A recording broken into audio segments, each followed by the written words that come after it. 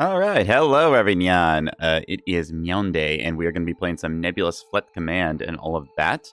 Bit later start than our usual, trying to get that 5 p.m. Eastern start time, but I have been busy sort of dealing with some stuff, so managing to make time where I can for stream and other silliness. We're going to hop right into the multiplayer scene of this. Matchup on Pillars, going to hope that there's a slot on this one. Let's find out. Might have just started in that. Oop, you pooped the snoot. No, not the snoot. All right, this game might have just started in progress. See, we get the working going on here. Oh, you want a meow? All right, you'll get a meow. Nah, that's not very good. I can do better than that. Hang on a sec. Let me take a sip of your water here. And get you a proper meow.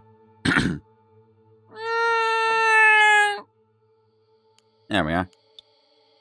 So, server connection. Oh, yeah, in this case, we tried to join a lobby that was already full, so we got the countdown there. Instead, we're going to hop in. Let's see. Ooh, banana.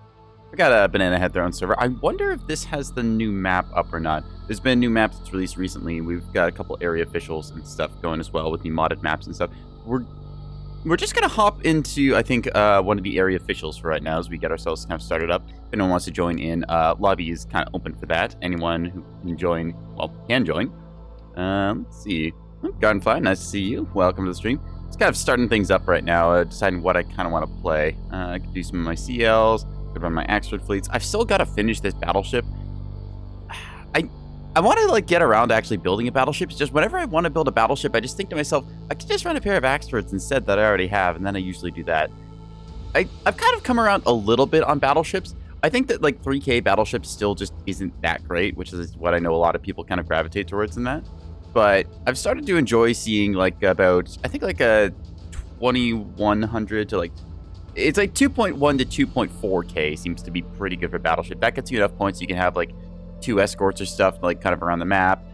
Your battleship is just then really good for your short bombardment playstyle, 11 kilometers for spyglass track correlator.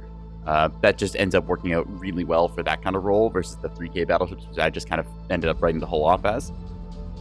Just looking, okay, Crystal. So we could just like hop in with our axes here. I do enjoy some of my OSP fleets. I've been getting a lot of mileage with, where is it? Yeah, T-30s plus plasma. I'm going to join an OSP team here in case we get some people in lobby. I'm going to quickly go over this fleet. Some people may have seen this before. I showcased this on Vivi's stream last Friday and got some disgusting damage numbers, and I've been pulling a couple of wins out with it. So this is heavily playing into the concept of play as greedily as you possibly can without getting punished. These things are basically made of paper, so just to give you the kind of perspective on these, I've got plasma cannons in the front here, so 2 of them, because that is about as much power as I could reasonably afford. Got pinpoint on the nose, so as soon as this thing comes around the corner, it's got pinpoint lock on you, and then I've got plasma ready and go into fire. I've got 6 T-30s afterwards, which just is your generalized Daka, so trying to use plasma to strip out the enemy's armor and then open up with all these. It's called a triple threat because you have plasma, 100mm, and 250. So essentially you've got 3 threats baked into one hull.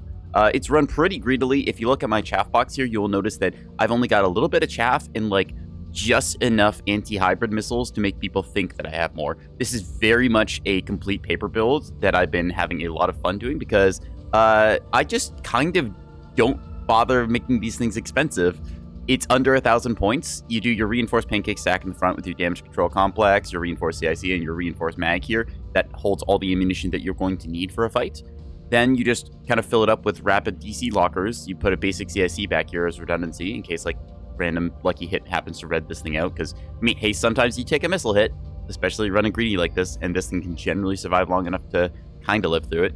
Long haul drive, because it's kind of obligatory right now. Long haul is just objectively speaking the best in class of the big drives right now. That extra speed is ridiculous along with the linear thrust. So this thing's game plan is basically to burn from around a corner, dump a stupid amount of damage to you, and then burn back into cover, and it does so very effectively. In terms of other stuff, just cheap out, go with the rapid teams because this gets me 7 damage control teams. All of them have the buffs provided by the damage control complex, extra move speed, extra repair speed, extra max repair. So that last stat in particular, the plus 5% max repair, that is a lot bigger than people think because it means that you can essentially repair 50% more than you could by default. The maximum repair default is plus 10%. So if a module gets knocked down to, say, 50% health, you can repair it back up to 60%. This now means you can go to 65, so really you're just able to repair that much more of your hull, and it's quite handy for getting a little bit of survivability eked out of your systems. Synergizes very well with the rapid teams because these guys repair at 50% higher rate than normal, Normal being the 0.8 HP per second. These are at 1.2. Also moving very fast through the ship. So overall, just enjoy that kind of build style. Modules, nothing really to write home about here. Just redundant reactor because I think it's pretty much mandatory on bulk freighters at this point. 2 ammo elevators, 2 rapid cycle gives me the best possible burst and also respectable damage.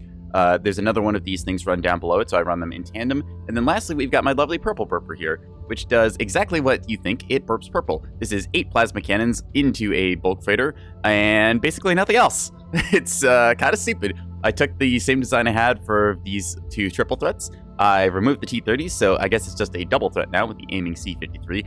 Include one of these if you're going to run topsider bulkers. This just makes your life not complete pain. And yeah, just a bunch of rapid lockers, a plank control because I had to. Where's that plank control actually? Yeah, big plank control on the bottom. Might be a misplay putting that there. I should maybe hide it a little bit better. I think we're going to actually do that. Yeah, where's that plank control? We'll put you here, put you in there. So it just has a big berthing down low. That way it's kind of covered from above by these rapid lockers, which is, it's just a little bit of extra HP, so it's not going to soak much damage, but it's there. We'll just save that. You can see the lobby kind of starting to fill up as we get people joining in, so we will hop back up there in a second. Light civilian reactors and rapid cradles. That's the important thing about this. You might think energy regulators, because, you know, energy weapons. No. 3 rapid cradles. My rate of fire is absurd with this. See this?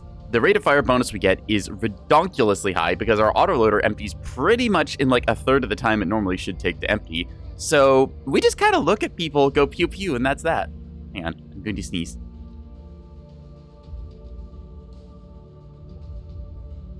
Catboy didn't at you. All right, anyways, so back to the matter at hand.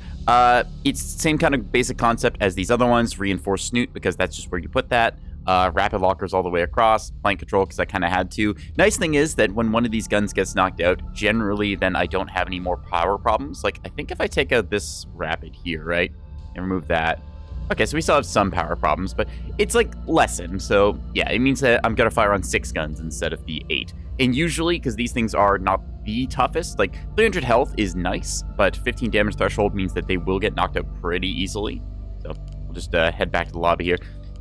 Discard changes because we didn't need those. Yeah, it's a pretty nice combo for just like completely stripping off somebody's armor and then lighting them up with a pair of triple threats.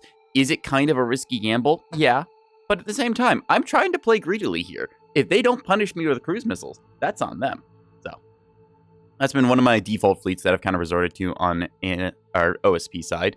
Over on ANS team, looks like they filled up. I was kind of hoping to get an ANS match in to start with because I do seem to just end up playing a bunch more OSP. I feel like there's more ANS players on average just because a lot of people are attracted towards things like, you know, big battleship, or they happen to like weapon systems like the beam, or it's the starter faction, or it's from the Alliance versus Alliance days and that. I like OSP because a lot of the unconventional tools they have are very good, and you can just get a whole bunch of really cool shit. We could hop up there, but you know what? We already selected this, so we're just going to stick on it here.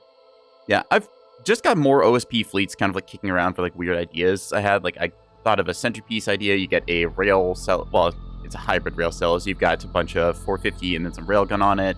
You've got a 450 bulk freighter, which I unfortunately just don't feel is very good right now. It seems like most of the capital killing power from OSP team is really in bulk freighters with plasma, and I think that's kind of a problem. Plasma is a very binary thing in the sense that it is either existed in a state of it being hilariously overpowered and oppressive against pretty much everything else in the arsenal, or just like not even worth using. Just where you would see things like, where's my broadsiders?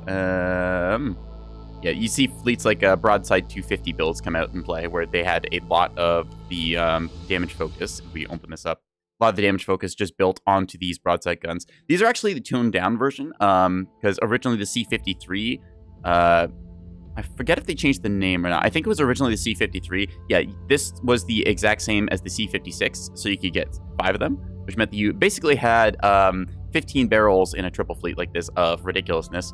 In this case now, because the C-53 got half of its autoloader size, so instead of having like, where is it? Instead of having an autoload capacity of 16, it's now down to 8, whereas these ones, they have 15. So it's actually even just like 1 bullet less. Yeah, 250 got a bit of a balance pass. To be honest, 250 was kind of cracked on bulk freighters. It still is, but they've since rotated a little bit more of the power towards the plasma side of things. I think bulk freighters are... I will not call them overpowered, but I will say that you definitely can get your bang for your buck with these things. And that I wish they had a little bit of a balanced pass given to them, because bulk raiders are sort of weird. That's just like their nature as a whole. Like ever since they were added to the game, they've been one of those things that's like, it's kind of ridiculous, but it's also kind of squishy at the same time. So it's this weird, like very min-maxable hull. The long haul drive that people figured out is incredibly good. Originally, a whole bunch of people were taking the, the yard drive and stuff, because this had like 30% linear thrust. Then that got knocked down, so then they started running long hauls. And then people figured out you could run a 777 drive here along with the long haul drive. And then you basically just kind of cancel out some of the downsides of this, which is really only a 10% top speed nerf. So you manage to get on top of this, like this is 30% linear thrust, and you get 10% top speed. Double drive liners are ridiculous. So you might not have the energy output because you have to go with like 2 reactors. Let me just show the module list here. This is a lot of Nebulous editor command and whatnot while we're just waiting for a lobby to fill up. But you can do this, like you see, I've got 2 light civilian reactors here. I don't have a plant control center. I'm perfectly capable of running even a Bulwark Huntress, which has far more power than your sort of like standard Ithaca. Like you look at that, that's an 800 power difference, and I'm perfectly fine on this. If I lose a reactor, I just shut off my Bulwark Huntress, and I can still fight perfectly fine. Take a look over here. It's like I have 2 reactors. If I were to say take out a reactor, right? Like yeah, I am overpowered in this case, but that just means that a bunch of stuff ends up shutting down. Like the container stack launchers can get shot out. I don't get my ammo elevator buffs or my pinpoint or stuff like that, but it's still perfectly serviceable. Double drive is really good. So if you're struggling to make bulk freighters work, I would say honestly, just try some 250. It's got a nice engagement range at that 8 kilometer mark. You can do pinpoints at 6.5. Your Ithaca gives you, I will say this is a kind of surprising thing. Actually, I just realized that these have the Ithaca in the wrong spot. That gets shot a lot. The Ithaca, it only has a 20 meter positional error. I know a lot of people say that the Ithaca is like kind of a shit radar, and I will agree with them. Like detecting some stuff at certain ranges is less than stellar, like sensitivity wise, but it's got pretty big aperture and its positional error. Like once you get a track, this thing is like more accurate than a frontline on a sprinter. A sprinter with a frontline radar has like a 25 meter positional error. This thing has 20. That's really weird to think about, but you can get fireable tracks on Ithacas pretty decently. Pretty much, if it enters Ithaca range, it is shootable, so that's just the general rule. Anyways, I see an 8 there, so we're going to hop back into lobby, ignoring whatever changes I made there. I'm going to see, oh, they're going to vote for Broken Bloodline Small, so we're going to go for the tiny one this time. I was talking about doing some OSP silliness and whatnot, so we could go with T30 and our triple threat stuff. We could go with one of our cheese builds. I still have to finish this plasma. I had the idea of a plasma SLO, but as you can kind of see, I stopped after I kind of put everything together and thought, this isn't better than a bulk freighter. Got some cheddar fleet over here, which is lovely. Nice little Torpcello. Honestly, the Torpcello is kind of scary because if you get close enough with an Acello, it'll take them long enough to kill you that you can dump all of your torpedoes and get your value out that way, which is quite feisty. So we might pull this thing out later on. Lovely Swiss cheese fleet of just rocket shuttles that I've had kicking around forever. Could also go with one of our iterations of our support and salt fleet. Let's take a look. Let's see. Okay, so we have a... All right. So we had a container liner here, along with a couple cheap shuttles. All right, respect to that. Very cheap, well, actually very expensive container missiles in this case, only going with 2 banks there. To reveal this idea to the team. So I'm gonna see what I can make happen here. Double container liner might not be it. I think this is a direct fire container liner, which I kind of actually like.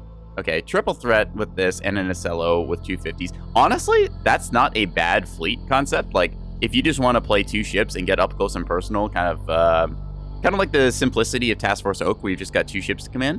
This is not a bad way to do it. Like, you've got full soft kill suite on this thing. You've got a feisty amount of firepower on this. I'd say the only thing this is missing is the aiming, like, C53 just to make your life easy. But if you're confident with your roll commands, you can get that done. Yeah. I think that we're going to go with this. Yeah, we'll try it. I've got a pair of... Actually, I've got 3 little rocket gun shuttles that I can hopefully run into stuff here. Idea is that those are able to contest caps a little bit. I might not be winning against a like coordinated ANS force, given that, you know, if you go up against like a torpedo corvette, that's got twice the points usually invested into it that one of these little cheap 200-point capper. Like, it's got a combination of the gun and the rocket launcher. I could go just rocket, but that means giving up one of the like little naked cappers I like to run. So, let's see what we get with this. Yeah. Broken Bloodline's small. I haven't played the small version of this map too much, so we're going to see how it goes. Yeah. With any luck, we'll have some fun. I've got mass drivers. I've got myself early warning and situational awareness. I've got a couple of rocket shuttles. The idea being is that, well, okay, we're being a little silly because we went double container liner. But at the same time, being a little silly is kind of the OSP game plan. So we're going to see how well we can get through this. I've committed to the kind of acceptance that whenever I'm streaming, I'm not going to be playing my best because either I'm going to be doing something silly or I'm going to have to be a little bit distracted trying to narrate my thought process and just also keep the foot. Well, apparently the server's not going to load. It's a great start. Ready up. Oh, that's just wonderful. Sometimes this happens. We don't entirely know why the official servers will go kablooey like that. They just kind of end up doing it a few times. Let's not play Silent Citadel, thank you. Is it, I think it's list maps. Is that it, right? Or, well, let's just skip to the next one in rotations. Yeah, we don't know entirely why it does that. Guess it should be voting for skip. Not sure why it's not. Anyways, we'll just select the fleet we had last time and then go from there. There we go. Got the vote to change it to Broken Bloodlines, I hope. There we are. So we're back on it again. So hopefully same map will not bug out this time. I don't know why the server sometimes randomly crashes like that and then kicks everyone back. It might be that it just has the lobby up for too long or something and that messes with things. I don't know. We are going to find out. Little ear wiggles for good luck here. Yeah. Alright. Either way, double container liner. Do I think this is a meme? Yeah. I don't think you should have more than one container liner per team because just in terms of like what you're ending up bringing to the table versus what you end up playing with, gets a little bit different there. That said,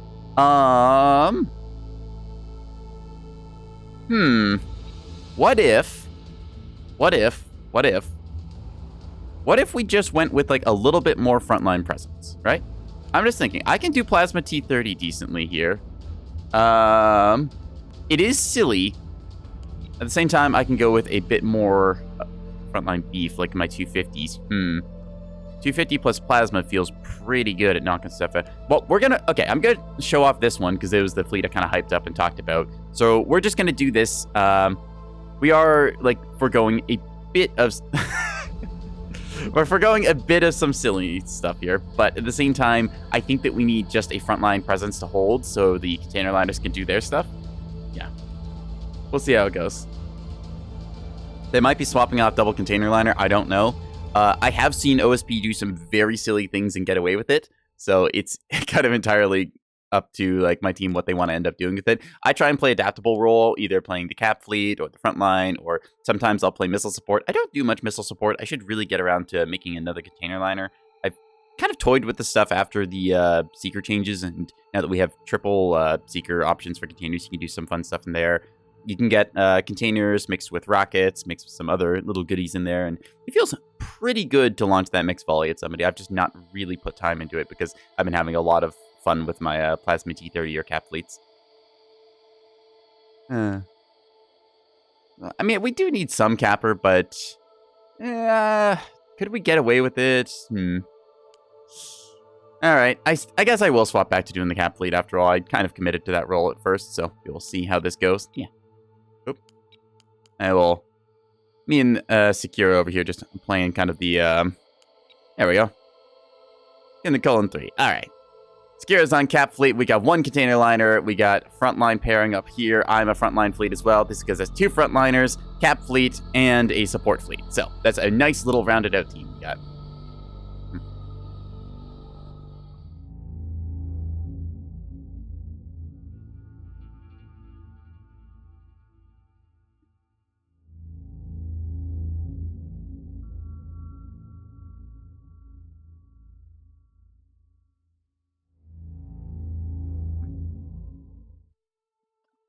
Okay, what the fuckulous? But for real, though.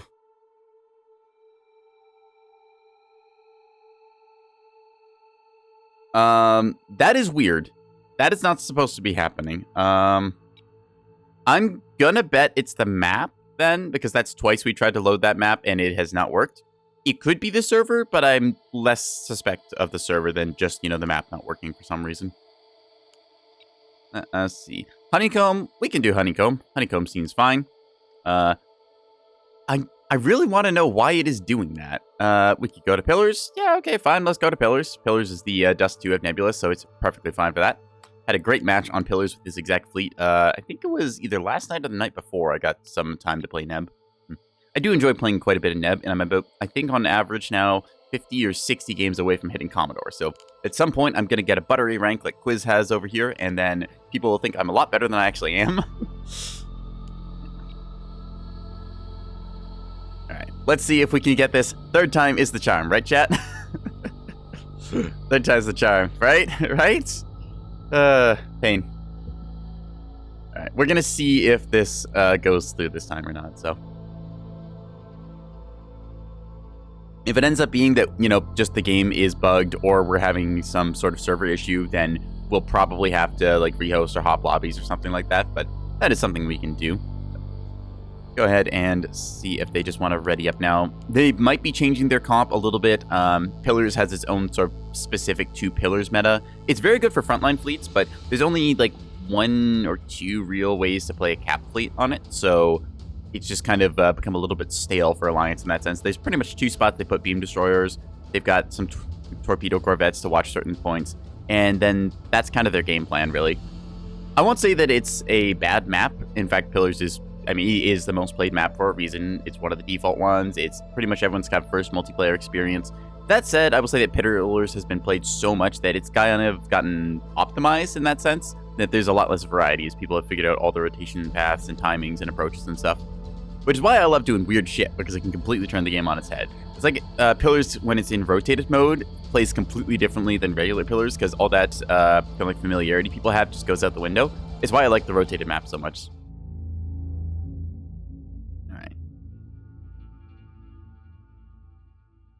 I'm doing the ear wiggle for good luck. Let's see if it works. Yippee! All right. So my usual thing with triple threats is to kind of cover low here. Let's see. Here's got our cap fleet. I think Radical was our missile player, and Hafey was our kind of just like generic everything. Okay, that's a spot to deploy. So I want to deploy a triple threat down low to watch the A point here, and then also kind of like cover this angle. I think that by sending my fleet down here, it will do me the best. I'll keep the plasma bulker in kind of reserve, because I don't want it to be shown too much. Oop, big sippy. Okay, Emmy. Huh. Big sippy, lovely. Thank you. Also, welcome, Emmy. Pull up a chair. We're just getting started. So I'm going to cover A.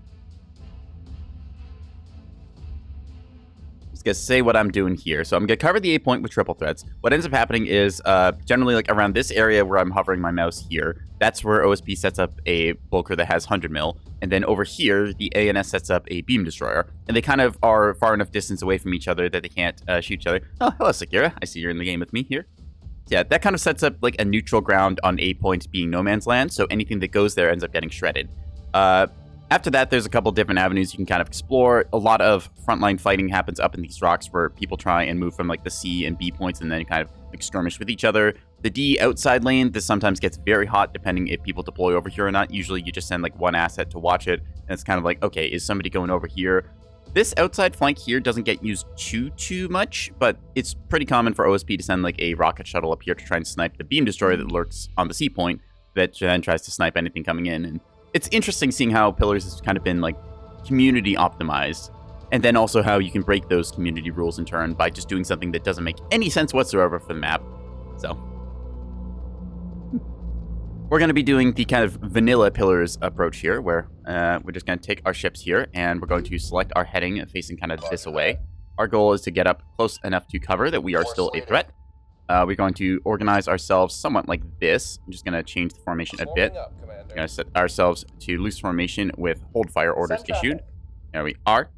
As for you, you are going to stay close to my battle group, but ideally not get seen. So I'm going to have it try and immediately hug up against the rock there. I'm going to set its heading and roll as well, like so.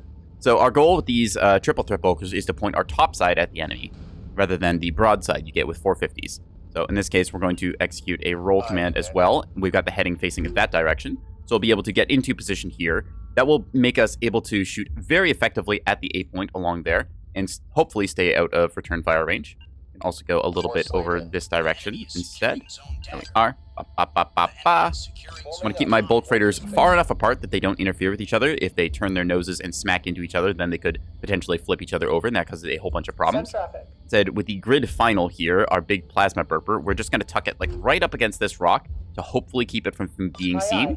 We can still see, like, on this rock, there's a bunch of angles above, like, these different rocks that they could possibly shoot me from. So I have to consider my engagement angles. We have a bunch of our shuttles just kind of like going onto the A point here.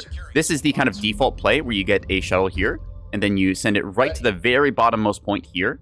Because if we take a look, right, that is out of, this is kind of hard to see, but it is out of the immediate line of sight of the beam destroyer that lurks kind of over in this section where I'm illustrating. So we take a bigger look out, it's that rock. Here we can see there's some enemies deploying in, looks like a little triangle formation over there. We're going to send an attack marker here, just as a point of reference. I love using the attack marker ping, and I think more people should do it as well, because it is a great way of keeping a reference on enemies. Like, if they were to start jamming us here, or we lost our sensor coverage, we would still know pretty well where they are, so I can set up fire orders to already be aiming that direction should we need them.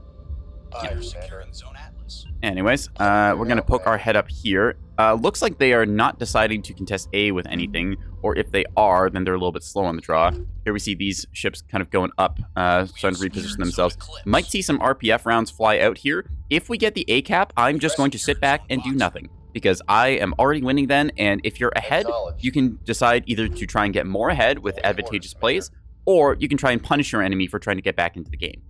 In this case, we can see some jamming going down there, so because we have lost visual, we don't know exactly where they are. But since our attack ping is over there, we know roughly the exact position, so we can start positioning stuff like jamming fire orders or our guns.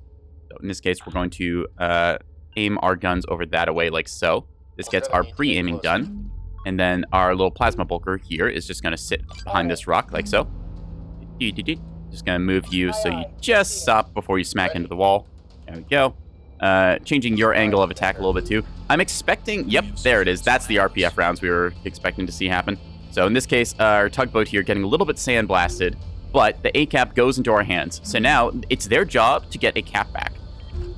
We could try and push one of their points right now, but we don't have to do that. They have to get one of our caps back to win the game. So it's now the case of where are they going to go? Are they going to go to the B point, the E point, or the A point? By positioning myself here, I'm keeping kind of an idea of where the enemy is, just with that immediate vicinity. We've only scouted one fleet. There's the possibility that there could be stuff underside. I'm going to ask that. Because I did see that there was something that dropped kind of low on the bottom left there, although I wasn't sure where that would end up. I assumed that was just going to be a beam deployment point.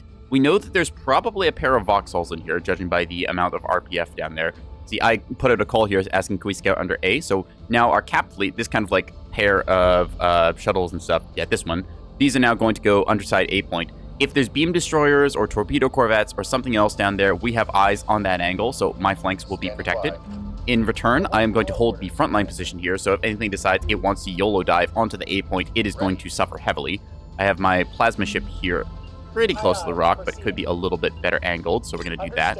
Just want to keep this thing as tight to the rock as possible, because I don't know where the enemy is, and I want to play reactionary to what they're doing. Here we can see a lovely little technique. I love to see people doing sprint mine barnacles. This one's a little bit far off, but it's the same kind of concept. You just set up a little tug like this here. Yeah, you can see this already getting ready to lay another clutch of sprint mine eggs.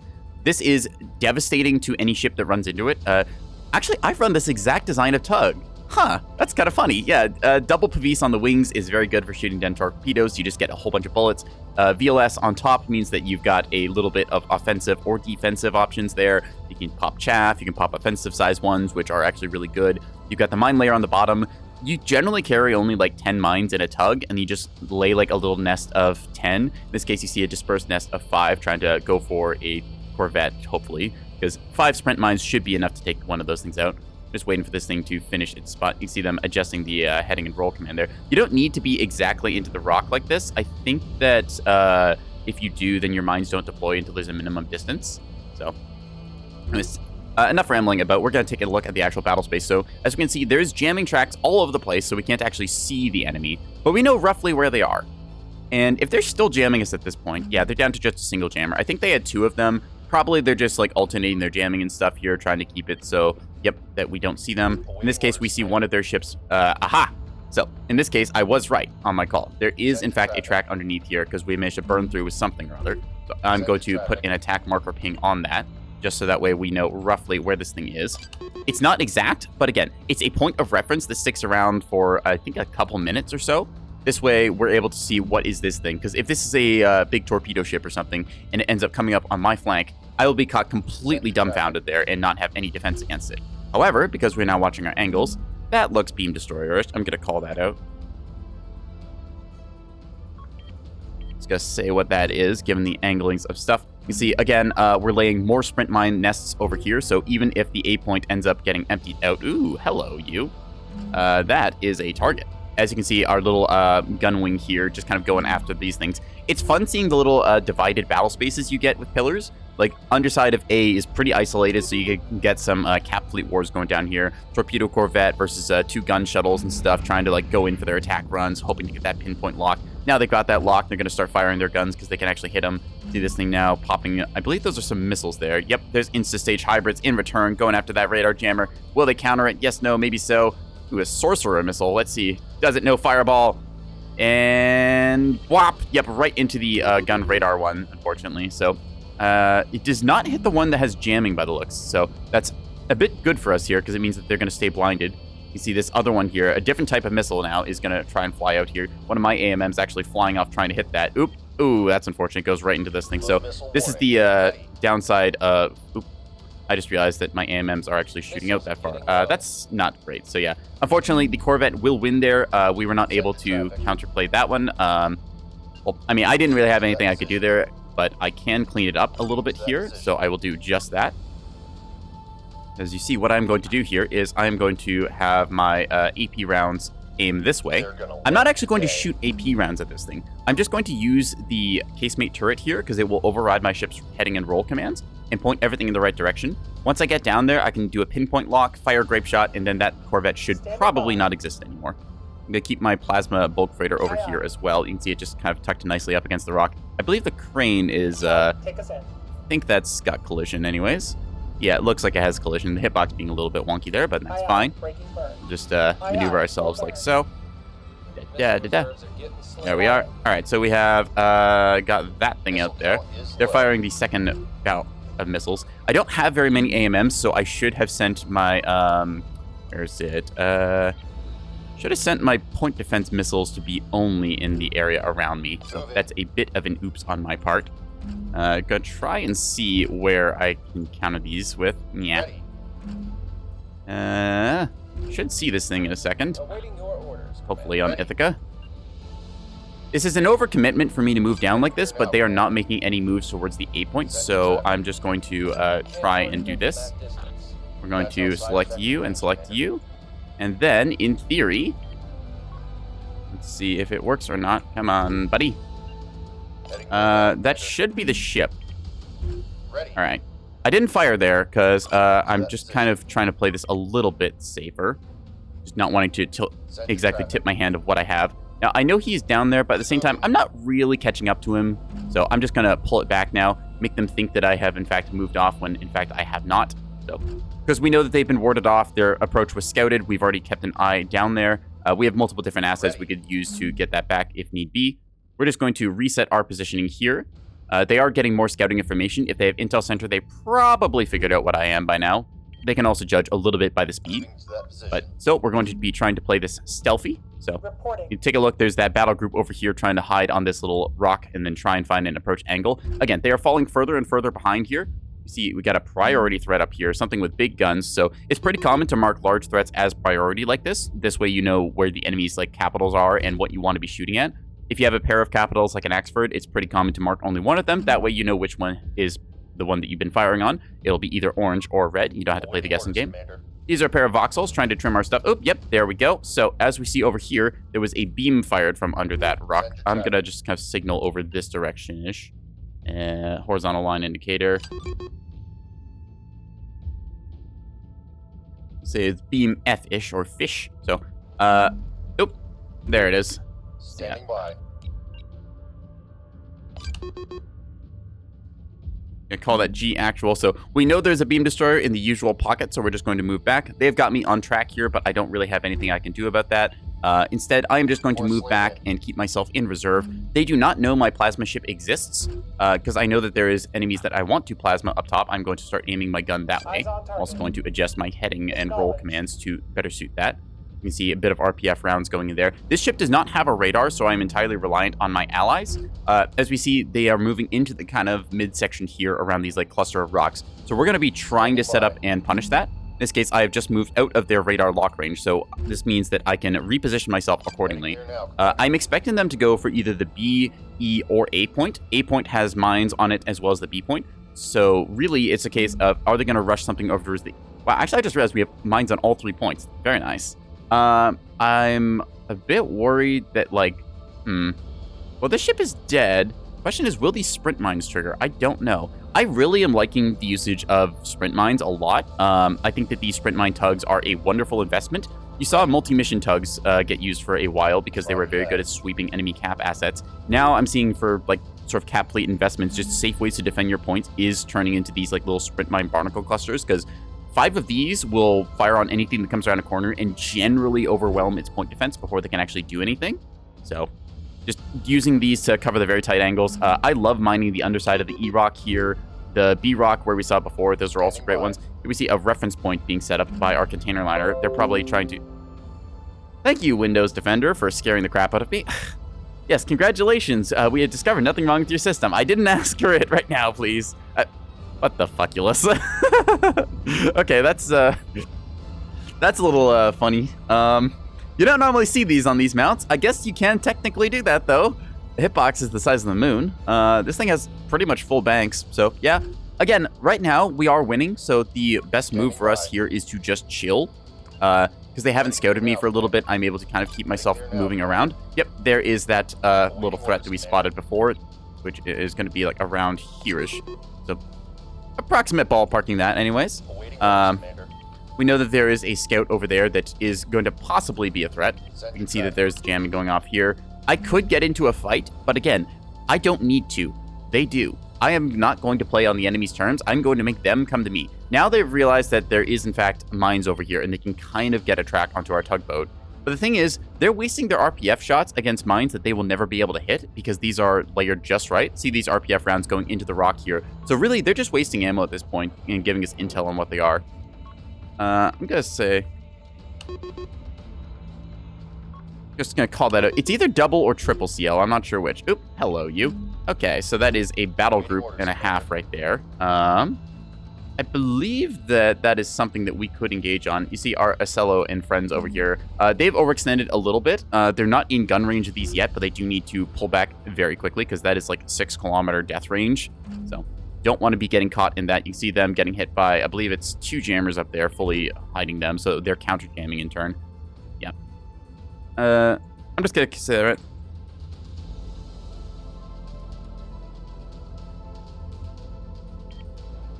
So, in this case, our companion is a little bit out of position, so we're just going to move our triple threats over. In this case, they managed to scout us out here, which is rather rude. Not sure what exactly sees us here, but that is a problem either way.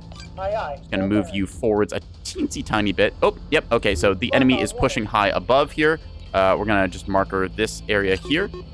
It's a little bit lower than it was intended to be, but that's approximate either way. We're going to try and keep this thing hidden. I think they've actually got, yeah, they've got that handle by the looks of it. I haven't seen them take any fire. Oop. Oh, that's torpedoes incoming. That's going to be fun.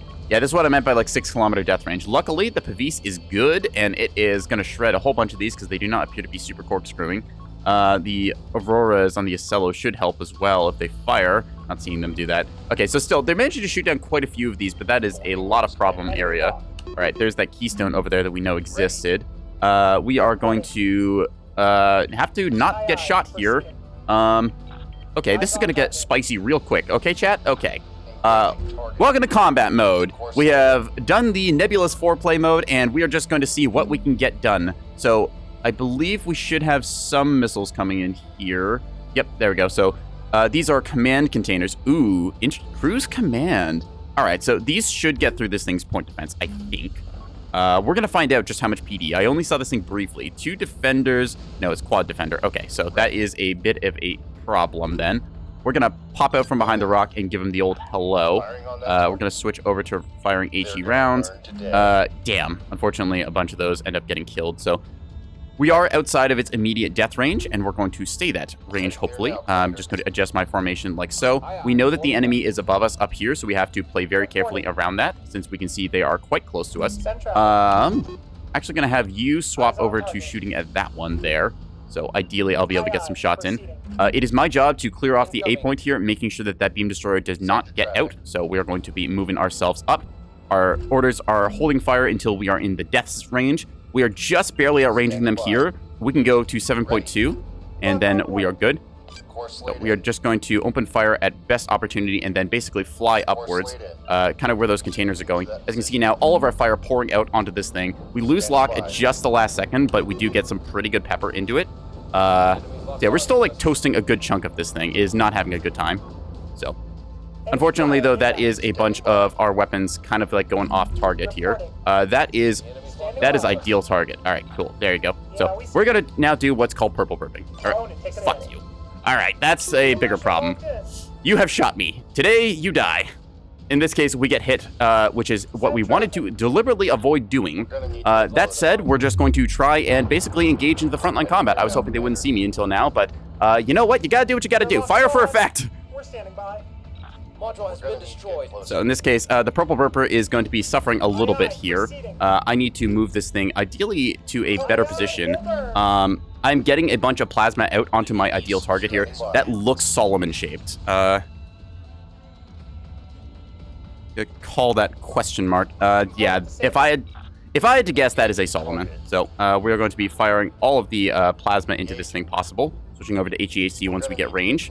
You are approved for fire order. Go, go, go, go, go. Oop. Okay, CMD missiles coming in now. Most of those should hit rock.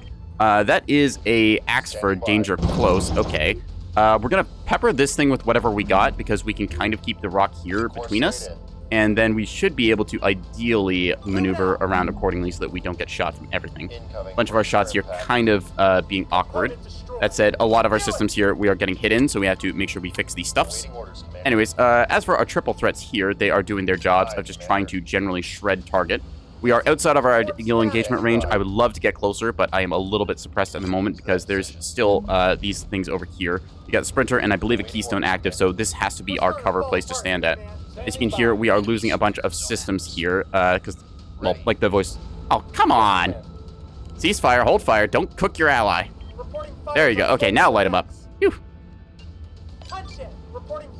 Alright, this Axford has decided it's going to be aggressive solo and is going to heavily pay for it. So yeah, this thing, thankfully my teammates doing their jobs, covering my flanks, and we are just pretty much trying to toast this thing from afar right now. We're going to see if we can't get ourselves a better position. Because that thing is pretty much dead, we should be able to move up a little bit. I'm a bit worried about those CLs over there, but we're going to have to just deal with what we got. Yeah, ideally we get pinpoint lock. I'm going to say that, because that would heavily improve our fire effectiveness here. I'm going to mark this one as priority. Our plasma is doing work against it from afar, although it's less than ideal. You can see it now rotating to bow tank against us, and a bunch of our guns are out of range here. We need to just quickly move ourselves upwards, trying to do what we can as we are taking a bunch of incoming fire. Again, we are very fragile, so we need to make sure that we are making our damage count. Going to turn off flank because we are the fuckulous. Okay, those are interesting missiles.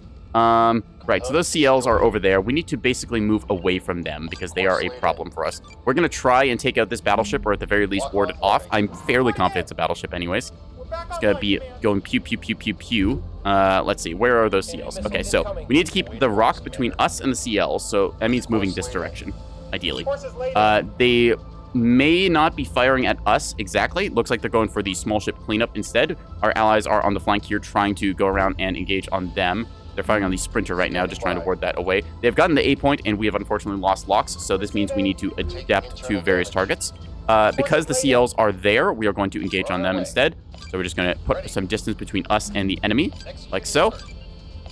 Getting a little bit frantic over here. We're going to decide this one on the edge will die, so boop, boop, and boop. Gonna fire plasma and HEHC, even though it probably won't do anything. Gonna switch over to AP rounds briefly, and then go from there. You're gonna take a bunch of plasma hits as well, and then, yeah, let's just engage flank engines, because we really need to get going. Unfortunately, we are getting a little bit pinched in and sandwiched here. I did not expect them to just blindly run a battleship that way.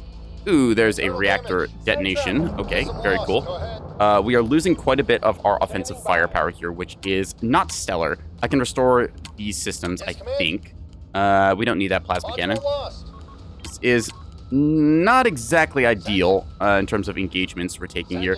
Trying to fight against stuff. They're doing a very good job of boxing us in here because I have kind of clustered up here and gotten hit from multiple angles. I need locks from my allies on the offset, and I'm not getting them right now because of the jamming.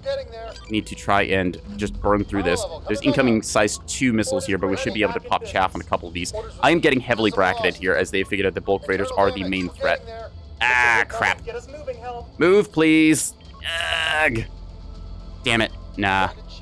That's unfortunate. I was overwhelmed on this flank because our right side guy ended up pushing up forward, and then I think he lost one of his ships here getting torpedoed, and it blew up. And so my right side flank just ended up getting 2 fleets pushed on that. I would have been able to take the fight against that battleship fairly well otherwise, just given the angle and open space. If that fleet over there was engaged and threatened, I'd be able to move upwards. But in the current situation, we have just lost one of our bulk raiders. So we're basically down to a 2/3 of our fleet power. We can make this kind of work, though. I think. Just need to get myself out of dodge, basically. The battleship still has arc on us, which is not great, so we need to get closer to the rocks, and we need to basically just not be here anymore. So, ideally, we will be away from the, what do you call them? The CLs over there that were shredding us. I'm not sure if we have any jamming against them. Yeah. So in this case, we did not properly respect the enemy's ability to just kind of, push high. We dealt with one of their Axfords very nicely, although I have ended up losing basically half of my fleet's effective firepower here. This thing is not dead, but, I've suffered a lot of damage here, and I've lost my reactor on this thing, so that's going to heavily impact my ability to shoot. Okay, we need to get the reactors back up online for this thing, so that's going to be what we do. Just going to try and pull back now. We don't have the ability to hold the A point, unfortunately. They managed to snake stuff in there while we were kind of sat still. I tried to move over and engage against the CLs, but again, torpedo strike range, once you get within that 6 kilometer-ish death bracket, then it's very hard to deal with a big overwhelming torp strike. Triple CL over here. This is a counterable fleet, don't get me wrong. We've just misplayed on our way to counteract it. Yeah, this thing's just trying to kind of evade onto the A point here, maybe getting the cap off. No, unfortunately, we are going to lose that there. So we're going to take a look over here, try and fire what we got into it now. Just having my fleet disengage for the bit and then come back. Good. Got to switch to just HE shells. Anyways, now that we have gotten time to pull back and recover, we should be able to. The CL's moving forward, trying to keep that range advantage. They are at an advantage against us because my really good shells, these T-30s, they only fire to 7.2 kilometers versus their guns are effective at 8. So they've got this 800, yeah, it's 800 meter butter zone basically, where they can hit me and I can't really hit back effectively. That said, the Ocello can play as a very good shield for us using a bullseye lock if they have it in a second here. Yeah, they have a bullseye. I'm not sure if it's still up, but it's taking a lot of firepower here from both sides. You don't want to get bracketed like that. 2v1s are very devastating. You can see a bunch of their jamming kind of going off here. Boxalls, one of them's flipped over, one of them's a little bit cooked. We're going to try and shoot these things if we can get into range, but I'm a little bit iffy on that. Again, our fleet is very much playing around that concept of ambush and only take isolated engagements. When we were fighting against 2 different angles there, we got shredded incredibly fast. So Luckily, though, our winning move is while they may have the A point pretty well handled and they're encroaching on us, they're not defending their back points, so we're going to get the D and the C point here with some of our offset assets. Just going to try and get close enough now that we can do a good plasma burn like that. We're going to stay close to this rock to try and keep it so that battleship up there will not engage onto us. Just moving like this here and here. So you can see now some of our plasma going out on target. Going to actually correct this one to be the priority target because it's the one that we've been shooting at. So ideally, we will be able to get a lock here. Not exactly sure where these voxels are going, given that they're kind of just, moving all over the place. I don't know if they know where they're going either. We're going to try and keep our little butter zone going here. You can see our guns are mostly cycling, although a bunch of our systems are low on power. So, downside of losing the plant control center. Yeah. Going to be trying to get a shot into these guys here. Unfortunately, we do lose our vision there as our kind of like long-range scan is out. We're just going to keep firing with whatever we got here. Yeah. They've now, unfortunately, chosen to lock onto us. I'm going to call for this lock if I can get it. Probably not. I do not win a straight-up fight against 3,000 point worth of Voxel with this fleet. They just win the direct sustained engagement because of their smaller profile. If I were able to get closer, I would definitely have an advantage, but they are not going to give me that proximity. So, also, I'm getting flanked from above now. Ag. I did not think that they would be able to clear out the mines there. Or are those escape pods? No, those are escape pods. Okay, so they did get the B point, but in turn, it meant that they paid a lot for it. So we're going to just pull back here where we can, trying to get out of their gun range. They're doing a very good job keeping us at distance here, so I'm not able to actually use my weapons effectively. And we'll give them credit where credit is due. Yeah. Let me just cease fire on you and then set your heading and rolls approximately right. There we are.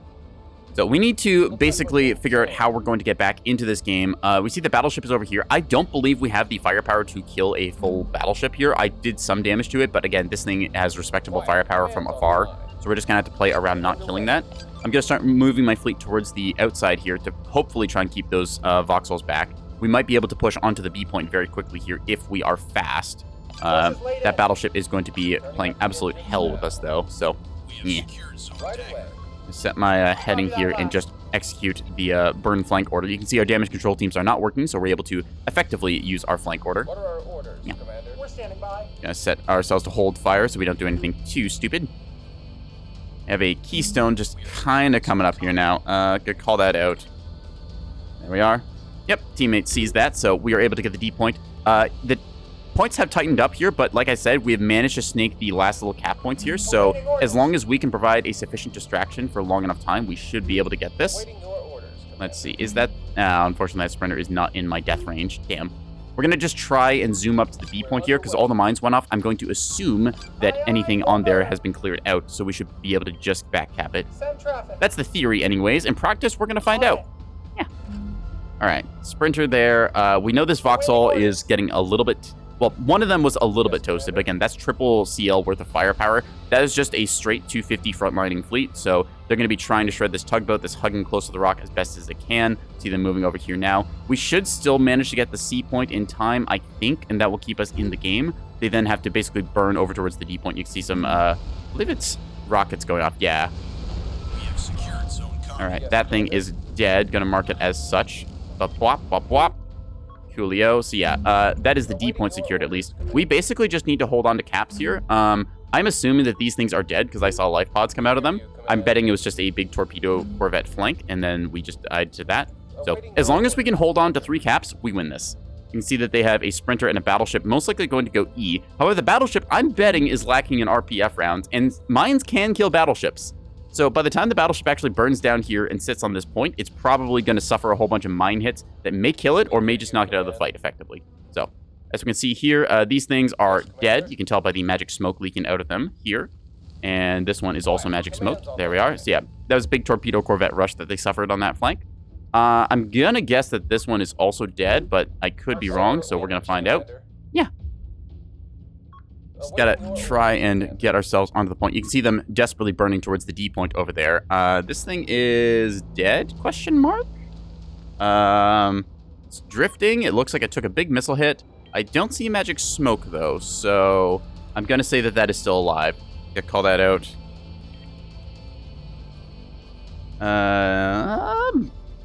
I want to say it's still alive. Like, it's not powered, but it looks like it's still alive. Anyways, we're getting onto the B point here now. We are going to confirm that this ship is actually still alive here, so we're just going to order them to fire everything on it.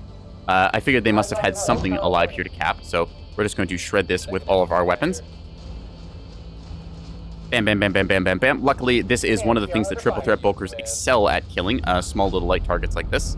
So we're just going to adjust accordingly as we kind of cruise our way into the cover here. It may be overkill to do this, but you know what? I want to throw plasma at him, so we will. Pew. You can see all of the armor just stripping away. By all of the armor, I mean the like 5 centimeters that a Corvette has. This does do damage either way, so we're trying to just go for the kills. Come on, roll and DACA. I unfortunately can't fix the pinpoint because then we went cheap.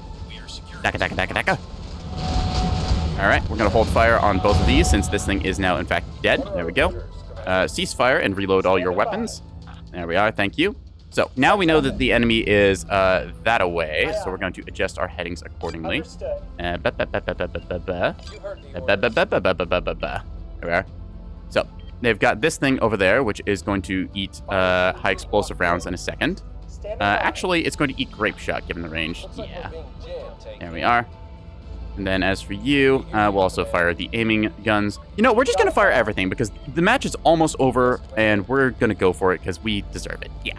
So, we got a little bit folded on the right side here. They got some random missiles flying in here. I'm just going to pop whatever chaff I have, see if we can't evade some of that. Turn off your radar briefly here. Hope that those are ARAD ACT. Looks like they are, I think. Yeah, that looks about right. Anyways, we're just going to fire off everything we got here and see how it goes in a second. Yeah. This thing is behaving a little bit sillily, but we will make that work. Fire your grape shot if you can. Thank you. And everything else while you're at it. Bam, bam, bam, bam. You can see our bulk freighters starting to move and roll over. We are about to get, yeah, we have a 4 cap, trying to get the 5 cap, but unfortunately they are on the C point by the looks of it, so they're taking that one back. We're just going to sit here and deny. Like I said, the battleship over here, while it did do very good damage against us, we still managed to get the back fleet cap. So luckily, they did not protect their points well enough, and our back cappers were able to kind of get them as they pushed forward. So when your enemy pushes into you, it's your goal to then try and figure out where you can go away from them. So with their like main sort of drive, like they decided, hey, this area up here, like where you kind of see these reference points going, the enemy's going to push into this high ground, and they're going to push low over here. But as long as we can control these cap points and they move forward, we then are able to move around the flank and then get our cap advantage that we need. So in this case, we only have to wait a couple more here, and then we should be good to switch over to firing just HEHC since this thing does not have armor. It's still alive, rather annoyingly, even with all the grape shot. I would have thought that I'd have crude kill it by now. It probably has its reactors going off, but either way.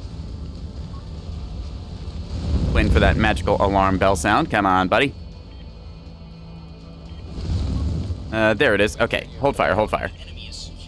So, target is in fact dead, so we are going to just do this now. Yeah, that should be the game. I don't see them having a way to get back into this really. Ooh, I think that's all the sprint mines going. Haha. Phew.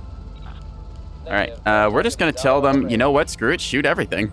Because that Vauxhall happens to be in gun range, which is what I've wanted all game. Yeah, they did very well keeping me kind of boxed into the area I was behind. That's one of the usual spots for bulk freighters. They then punished us very well because we decided to get a little aggressive and impatient. We went on this side. They counterplayed us there. They made a very good push. They got the B point, although they got punished for it, and then we were just able to kind of win it back with that. As you can see, like, this ship, I think, got hit by a torpedo strike and just ended up getting knocked out like 17-minute mark. And then they had a Cello just like kind of holding the line for the rest of the game. Our container line got respectable 22k. We only managed to pull a little bit of damage out there, but we managed to position ourselves so that we were contesting a point or two, trying to ward back the enemy, and generally just do the best we could to control the points. Getting that B cap in the end was part of what won us there, because otherwise we would have been down a bit. Secura did a lot of the heavy lifting, getting some of these ships into the back line. As you can see, the triple Vauxhall over here did some respectable damage. One of them got nuked at the very end there by mines, so that's unfortunate to see. Battleship here, again, completely fresh battleship. I did a little damage knocking out the front stuff there with my plasma and such, but again, it is completely healthy. We would not have been able to kill this in any practical sense, just given the engagement ranges and available firepower, so we decided to win by not killing it. This thing is perfectly capable of wiping our team, but is not perfectly capable of taking all the caps. So, we're here for quiz. They had the ANS's cap plate, which is pretty standard for what you'd expect. You get a beam destroyer watching one of the points. You get some corvettes here. Or, no, these aren't corvettes. These are frigates with some good missiles. Yeah, Air at Act and Act EO. Good missiles overall. These will kill shuttles handily, like we saw earlier. Get some torpedo bomb strikers. A little bit of gunfighting Corvette in there as well. Nice to see that. And lastly, there was the Axford that kind of went down mid. Those are basically just Hurricanes, huh? Interesting. Yeah, this thing, we managed to get a really good container strike because it didn't have enough point defense to handle all of the stuff that we threw at it. So that was kind of lucky on our part because, frankly, if all three of those fleets had boxed me in there, I don't think I would have lived long enough to get to the B point and cap. So, get the blind cat. Yeah, more Tempest CMD missiles. Huh. I wonder if these are like CMD corkscrew or something like that. Anyways, that's going to be the match. I'm going to hop back to the main menu here so I don't take up a lobby slot. We're going to take a little 3-minute break so I can run some ads and also go to the litter box. And we'll be back after that for more Nebulous. All right? All right. I'll see you in 3, chat. Yeah.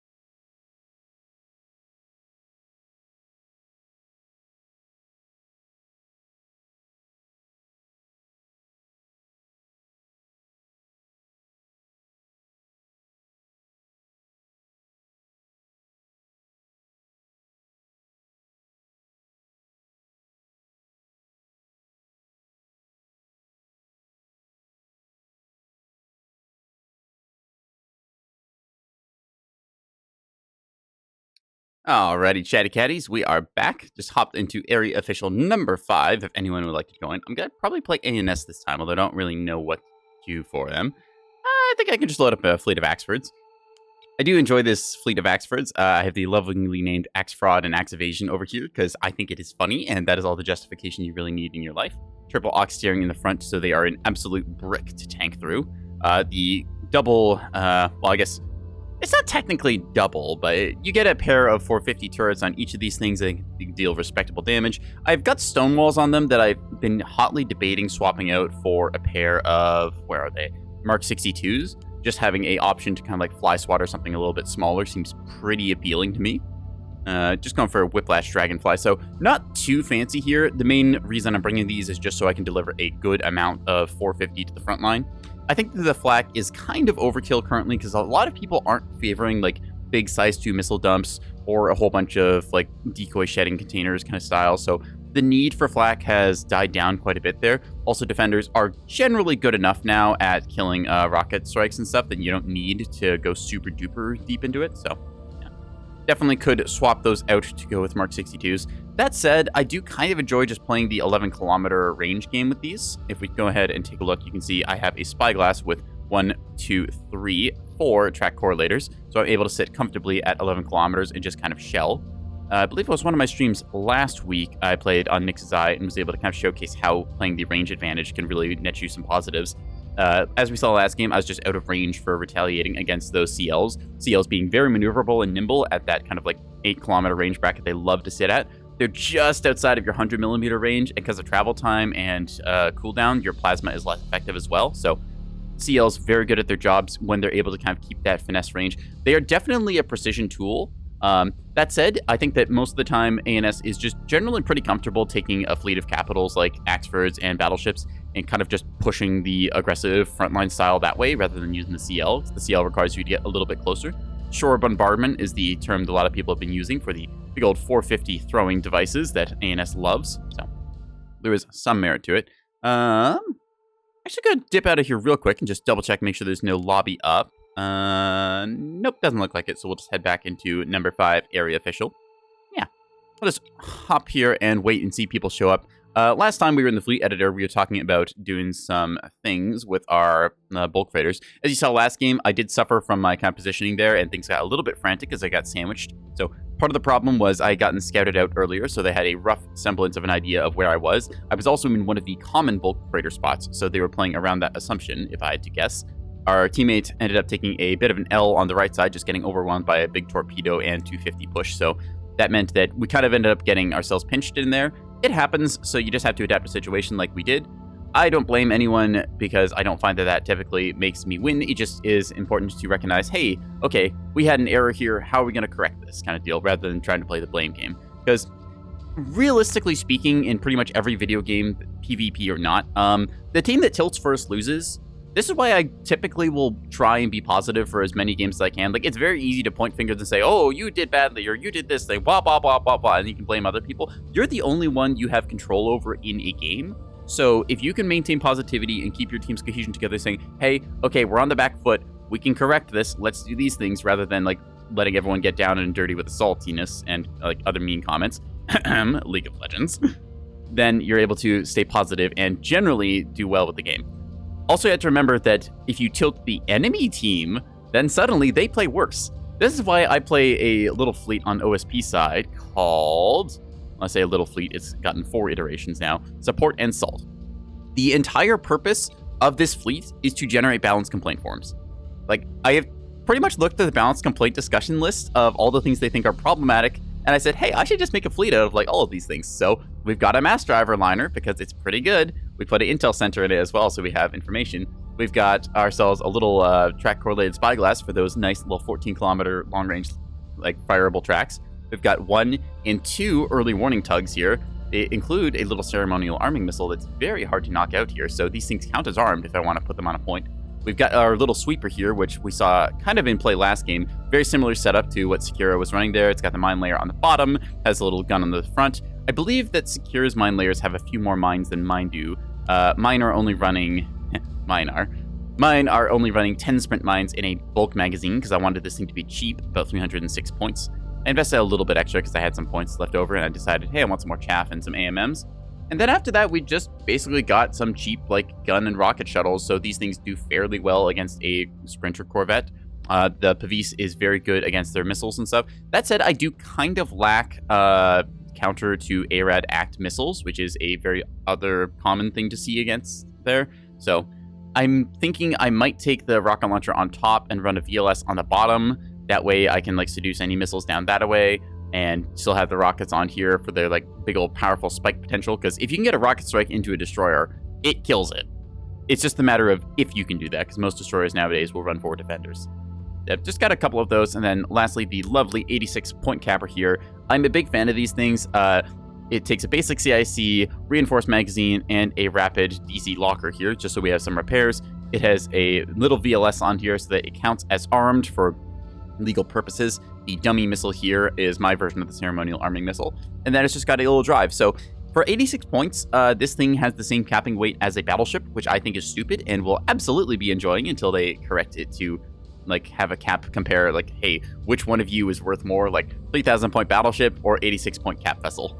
I think that it should probably weigh, maybe not like the exact tonnage, but just like how many points you have on a ship in that vein, because it's kind of funny seeing this little thing hiding behind a battleship with big guns that can't actually kill it, and then the point is considered contested. It's kind of dumb, I'm not gonna lie. It's also the obligatory donation to the Pillar's A point. As we saw in the last game, if they don't have a ship in position to kill it, you get the A cap and you force your enemy to then have to move out and do something. We had Defender's advantage where we were able to push different positions and stuff, but we got impatient and then decided to be exploratory and we got punished for it. So that is the game of action, reaction, and then outcome. So entirely about how well can your action, it's kind of weird to think about. It was like, Neb is basically a game where it's a series of reactions to what the enemy is doing, or in some cases not doing. So you can set out with a game plan, like saying, okay, my goal is to cap 3 points and then I win. That makes perfect sense. If the enemy instead decides to cap the middle point, like we saw last game, it's then the case of your reaction is now, okay, how do I get a third point that I need to win? And then how do they stop you getting that third point? And then et cetera, as the battlefield develops from there. You start out with your initial kind of plan, and then you just kind of adapt from that. So that's why I really like seeing the, the style of Neb creativity, as you have to decide, like, with your 3,000 points, what tools do you have in your arsenal that you can then put into play and implement stuff with? Like, for example, I think about this sweeper. I'm like, okay, this can fairly safely guard one of my points against a pretty big threat until either RPF or flak or very slow-moving ships with defenders creep onto the point. So this buys me a lot of time to defend our natural point, because you'll generally be one natural. This mass driver liner, this is here to swat either light ships or do some good damage against some bigger things. Light cruisers despise mass driver because they have the damage to knock out their guns, which is very annoying as a light cruiser. See, we've got some people hopping in here.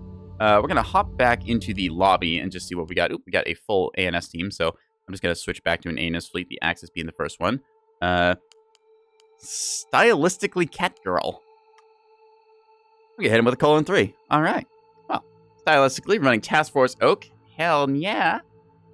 Yeah, Task Force Oak, very good fleet to learn. It is very forgiving of that. Oop, Emmy, you want a big sippy? All right, you got a big sippy?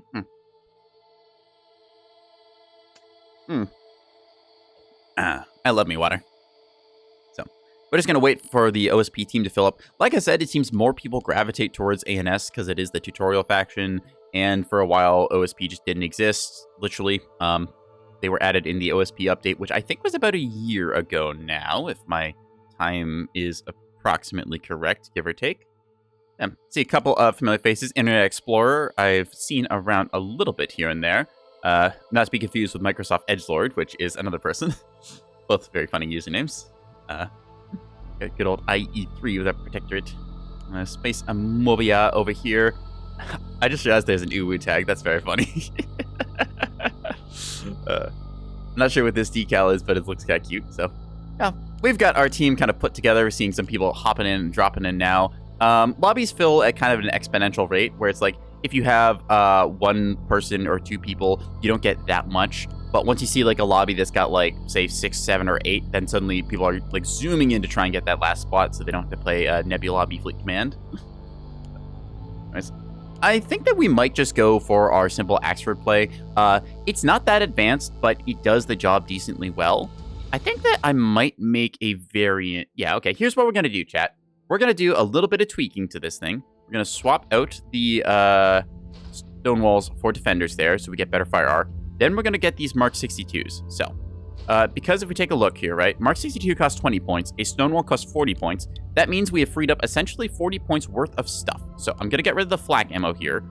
Defender ammo is probably a little bit low, but we're going to play this as greedy as we can get away with, which is, again, what you have to remember. As greedy as you can get away with, okay? You want to play greedily, but if you play too greedily, you will be punished, as we saw last game, where I just didn't have any restores or damage control and stuff. So, this case, anyways, we will just set it up on this thing, get our approximate ammo count. We only have so much space for rounds here, so we have to be a little bit careful with what we decide to end up bringing. As you can see, just 200 rounds will end up filling us up completely. I am going to forego a bunch of my 250 rounds there in exchange for bringing some of these here. So that gets us some ammo capacity. Let's take a look at our fire times. I have the nice little extended information mod downloaded here, so able to see my approximate times. All right, we're going to upgrade a little bit more of this. I think I only need HE on these because realistically speaking, if I'm firing armor-piercing rounds, either it's a monitor, which I'm not generally going to get through, and I have the big guns for anyways, or it's a cello, which, I mean, the 120 AP round, I just don't have the ability to really hit anything essential in that anyways. So this is our plan, as it were. I can see the lobby is just filled up here, so we need to very quickly finish this up.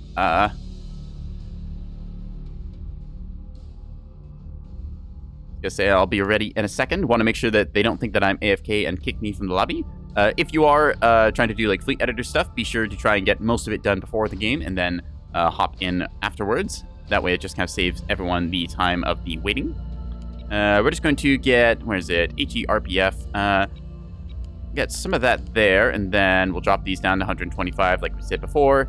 We'll go with some of these HE rounds, as much as we can carry. 40 of those. I might swap to more RPF, honestly. I think I will. Yeah. We're going to just trade out a little bit of this. RPF is very good for clearing things like mines and for just kind of generally being around the place. So we have quite a few points left here now, which means we can upgrade some of our stuff. The question is, what do we want to upgrade? Whiplash, reactors, mount gyros, adaptive radar. You know, I think more ammo elevator is the answer. Because we are not running maxed out ammo elevators, as far as I know. We have 1, 2, 3. Yes, we can go more ammo elevators. More DACA. Ha ha ha ha. In this case, we unfortunately maxed this thing out with track correlators, so we'll have to put our points somewhere else. We could go with some reinforced compartments here and there. Trying to think what I would really want to put into these things. What do I actually want to put into these things? I guess I could reinforce up here. That'll work. Reinforced locker there, and then a reinforced locker here. Takes us a little bit over, but I think that we can trim out the fly swatter missiles now since we won't need them. There we go. That gets us enough points just for a little bit more of these. There we go. And that looks good enough for right now. I'm going to save this as, we'll call it just Axes 2. There we are. Just double check, make sure we say it. All right, anyways, so we're going to be playing the front line here. This is a little bit of a tune to a fleet that I normally run, so we're going to see how it goes. Normally, I was running just cheap little size 1 missiles that I like to throw at small ships, but small ships have been taking flak or little defender turrets, so I guess actually Pavis, but Pavis, defender, same difference. In this case, we're going to be trying to face off against quite the stack over here. Got 3 golden players, so I believe Quiz was in the last game, I think. I want to say they were. Yeah. So we're going to see what we get here. We got the mighty Chad Nebulous coming in with 1, 2, 3 railgun destroyers. So that is a useful tech piece here to try and counter the enemy's mass driver liners that they love to bring on Nyx's Eye. It's going to be our goal to play the sort of frontline fleet to basically be the bulwark that the enemy is going to crash into. We're going to try and provide accurate fire from about 11 kilometers because we have our spyglass along with our lovely 450 batteries. If anything gets close enough, like I think it's about 7.2 kilometers, we can hit them with our 120 millimeters. So we have a nice little mixture of our kinetic choices. Yeah. I'm talking about 6 versus 6 in that. I think there's some maps that do actually have 6v6, but I don't believe they are very popular. I think they might also require a mod, because as far as I know, it only goes up to like 5v5 normally.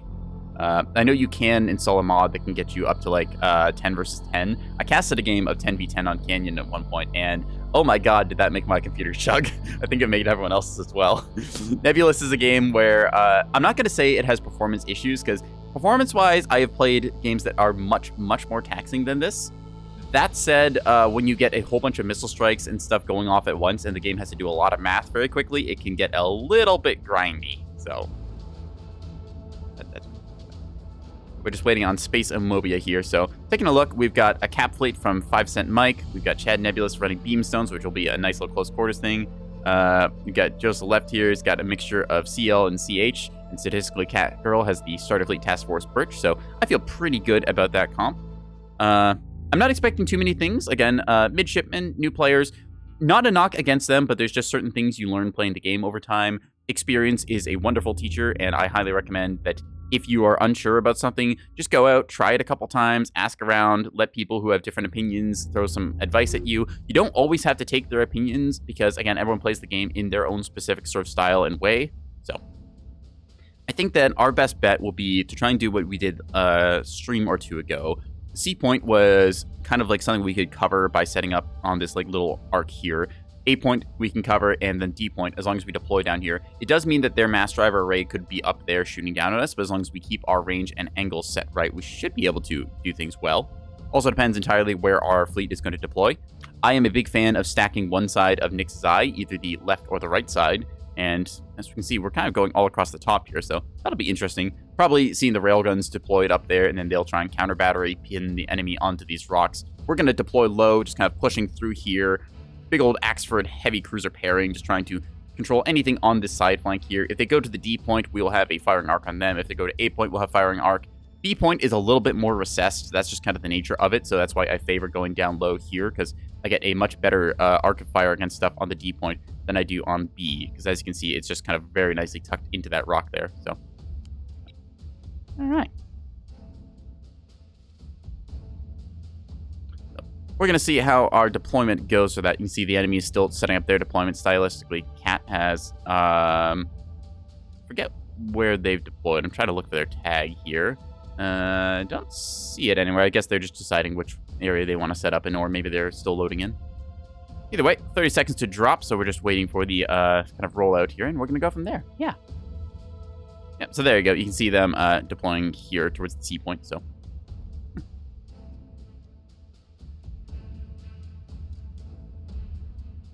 Because I see that there's not a lot of stuff deploying over towards the D point, I'm going to be playing more like kind of towards the left side. It's my goal to be the front line and main sort of like damage soaking source on my team, given that the Axford is much more survivable than, say, something like a destroyer, which is known for being quite fragile. It's my job to capture the enemy's attention with my heavy firepower and then try and not exactly present them with a like good target, but something that they will not be able to ignore. Just put my ships in formation and order them forth. There we are. Loose formation, so they're not needing too much. I'm just putting them in a group like this. You don't have to group them. In fact, it's probably better to micro them individually because you only have 2 ships to manage. This is very calming and relaxing compared to, say, running like a 10-ship cat fleet. So we're just going to order them to point to their nose forward and start going that way. Yeah. Set our fire orders to tight here. I'm going to set our point difference turrets to only the dedicated ones. This way, our little Mark 62s on the side will not shoot, and we will not reveal ourselves. I like to keep my ships on sort of like very discrete fire orders so they don't fire off RPF rounds just randomly into the abyss. Because I have found on the OSP side that with a little scouting missile or two, you can end up actually scouting out where the enemy fleet comp is, judging by where their RPF rounds come out from. Or Sarissa fire, depending if they bring those or not. You can see we got some of our assets kind of going up high here. So we've got the lovely red 1, red 2 fire team here. This is a really nice thing to see because this means that we have some little gun harasser ships trying to go up. They've got Pinard to try and spot the enemy. So you can already see the enemy's early warning radars like far out there, just hovering over these lobs. That tells us that the enemy does, in fact, where is it? Yeah, because this thing detects the enemy's radar at 125% of its maximum distance. That's the maximum enemy's radar distance. We can get a rough sense of where they are here, so we're going to just ping that.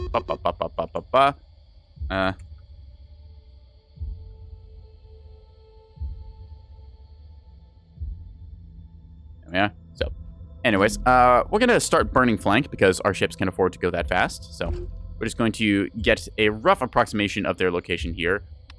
This is a thing where you have to be careful when you turn your early warnings on too early, because you won't actually spot any enemy ships. In this case, though, because we have the ability to see the enemy's early warning radar. God, that's a sentence and a half there. We are able to detect them. I've got the rough approximate location of them, and we have kind of an idea of where they're going to be watching and where we are able to hide stuff. So these ships, they may not be carrying the torpedo complement you want to see for like a big old, like kind of heavy strike.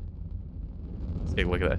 Huh, that's kind of cute. I like that little, kind of like, I don't know, it feels like art class drawing, if that makes any sense. It's like something you drew in like school. Yeah. Anyways, I like seeing the little kind of like hunters over here. They're trying to go after early warning radars. They'll just like get into gun range of them, light them up, and then quickly dip out before the enemy can respond. Just a good way of cleaning up the enemy situational awareness. The D point over there, we basically can't contest, and I don't expect to. Our entire formation is kind of deploying either in the middle or the left side. So it's a little disadvantageous to us because, again, the B point is a bit kind of out there in terms of our cover arc for it. But we should be able to get some things done. You can see there is a target there, so I'm going to apply a little ping there. You can see we are now being detected by something, which means that their early warning radars, most likely that one, it's about 18 kilometers or so, has seen us, I had to guess. So you can see now that's going to be probably the obligatory A point donation ship. So we're going to need some of our stuff to try and contest against that. You can see they're burning through, detecting them here with the little purple sort of symbols. Ready whenever you are. We know roughly where the enemy is, and they know roughly where we are. It's kind of hard to hide a Axford, so I'm just going to be moving in formation like so. It's entirely possible that they are over on the D side. We see some early warnings as well over that direction. I love seeing the pinards getting used here. Oop, okay, so a bunch of size 2s. Given there's 4 of those, we know that's a multi-launch system 2. Let's see, they are weaving. Oop, unfortunately, one of these is going to get smacked, so the green here is going to get a hit. We're going to see if we can't provide locks. We're a little bit out of range to do that, but at the same time, we should be able to contribute a little bit here. Ideally, we'll get a lock onto this thing, and then hopefully our railgun array, wherever it is. Yep, there we go. Railguns are already trained on target, so they should just punch right through this thing, kill it pretty much immediately, assuming they do get their shots off. RPF rounds going out as well. Come on, railgun array, fire. Oop, there's their counter battery in turn, so we see they've got a bunch of 100mm, pair of them actually, so I'm going to ping that marker location here.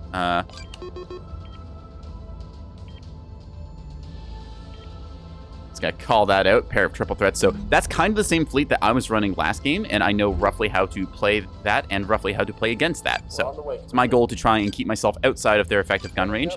I'm going to be trying to provide long-range fire support here as best as I can. As you can see, I'm providing a lock for my team, so even though I might not be firing my guns, I am still doing stuff here. Just make sure that I'm selecting the right ship. We're going to select you and have you try and lock on here since you are the one with the parallax. And there we go, bullseye lock is established. Going to be angling ourselves upwards a little bit here, like so and so. So, unfortunately, they do get the A-cap here, but we are able to tax them multiple of their ships by the looks of it. I don't expect this thing to live through it. Internet Explorer, and I'm actually not sure why this is coming up here, because we have the point. Mass Driver return fire coming out now against one of our scouting assets. So this poor little spyglass kind of like gun scouting frigate is getting lit up here. No doubt they have something out there. I would bet it's a Bloodhound just locked onto that thing now, firing on it. It's our goal with the railguns here to, whenever they fire, for us to be able to scout them out, hopefully with one of our offset assets, and then provide a bunch of punishing suppressive fire. So, let's see. This thing is close enough now that we are going to fire our own guns on it, like so. Pew, pew, pew, pew, pew. So it's our goal to try and clean up this thing. And yeah, we'll see how it goes. Oh, there we go. Yep, okay, so that was, in fact, a decoy, which makes sense why it was there. Okay, that thing is already dead, so... Locking him up. Why is that not alarmed yet? Like, there's no way that thing just lived through a beam, right?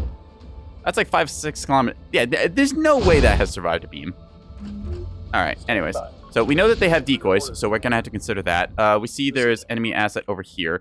If I had to guess, I'm betting that that is another, what do you call it? Another decoy. We're just going to fire a little bit of RPF into it now, just making sure. Yeah. Standing by. All right. We're going to see. Oh, okay. So we have confirmed that that is in fact a real ship there. All right. Ready whenever you are. Now we see there is line ships here, so we're going to quickly reverse thrust using our flank here, and actually clear our headings and then set our directions there. We see there is bulk freighters coming around the corner. Entirely possible that these could be decoys, but we are going to signal them either way. Just going to wait for ourselves to get a good fire line here. I'm expecting these things to be the what are they called? The T-30. So we're just going to try and pull ourselves back ever so slightly. We don't want to be getting plasma 100 milled after all. All right, we're going to burn through here, attempting to get a lock on target. Not sure if we will. Of course, the bullseye radar is on the wrong side for this thing, so we're going to have to roll it over like so. That is a little bit unfortunate, but oh well. Should be able to maybe get a lock here. Unfortunately, it's probably just a small target. That said, they can only run their jammer for about 45 seconds before they start taking damage. A little bit longer after that, and it will start risking itself. MCRN tag over here. So see if we can't get that thing locked. Come on, buddy.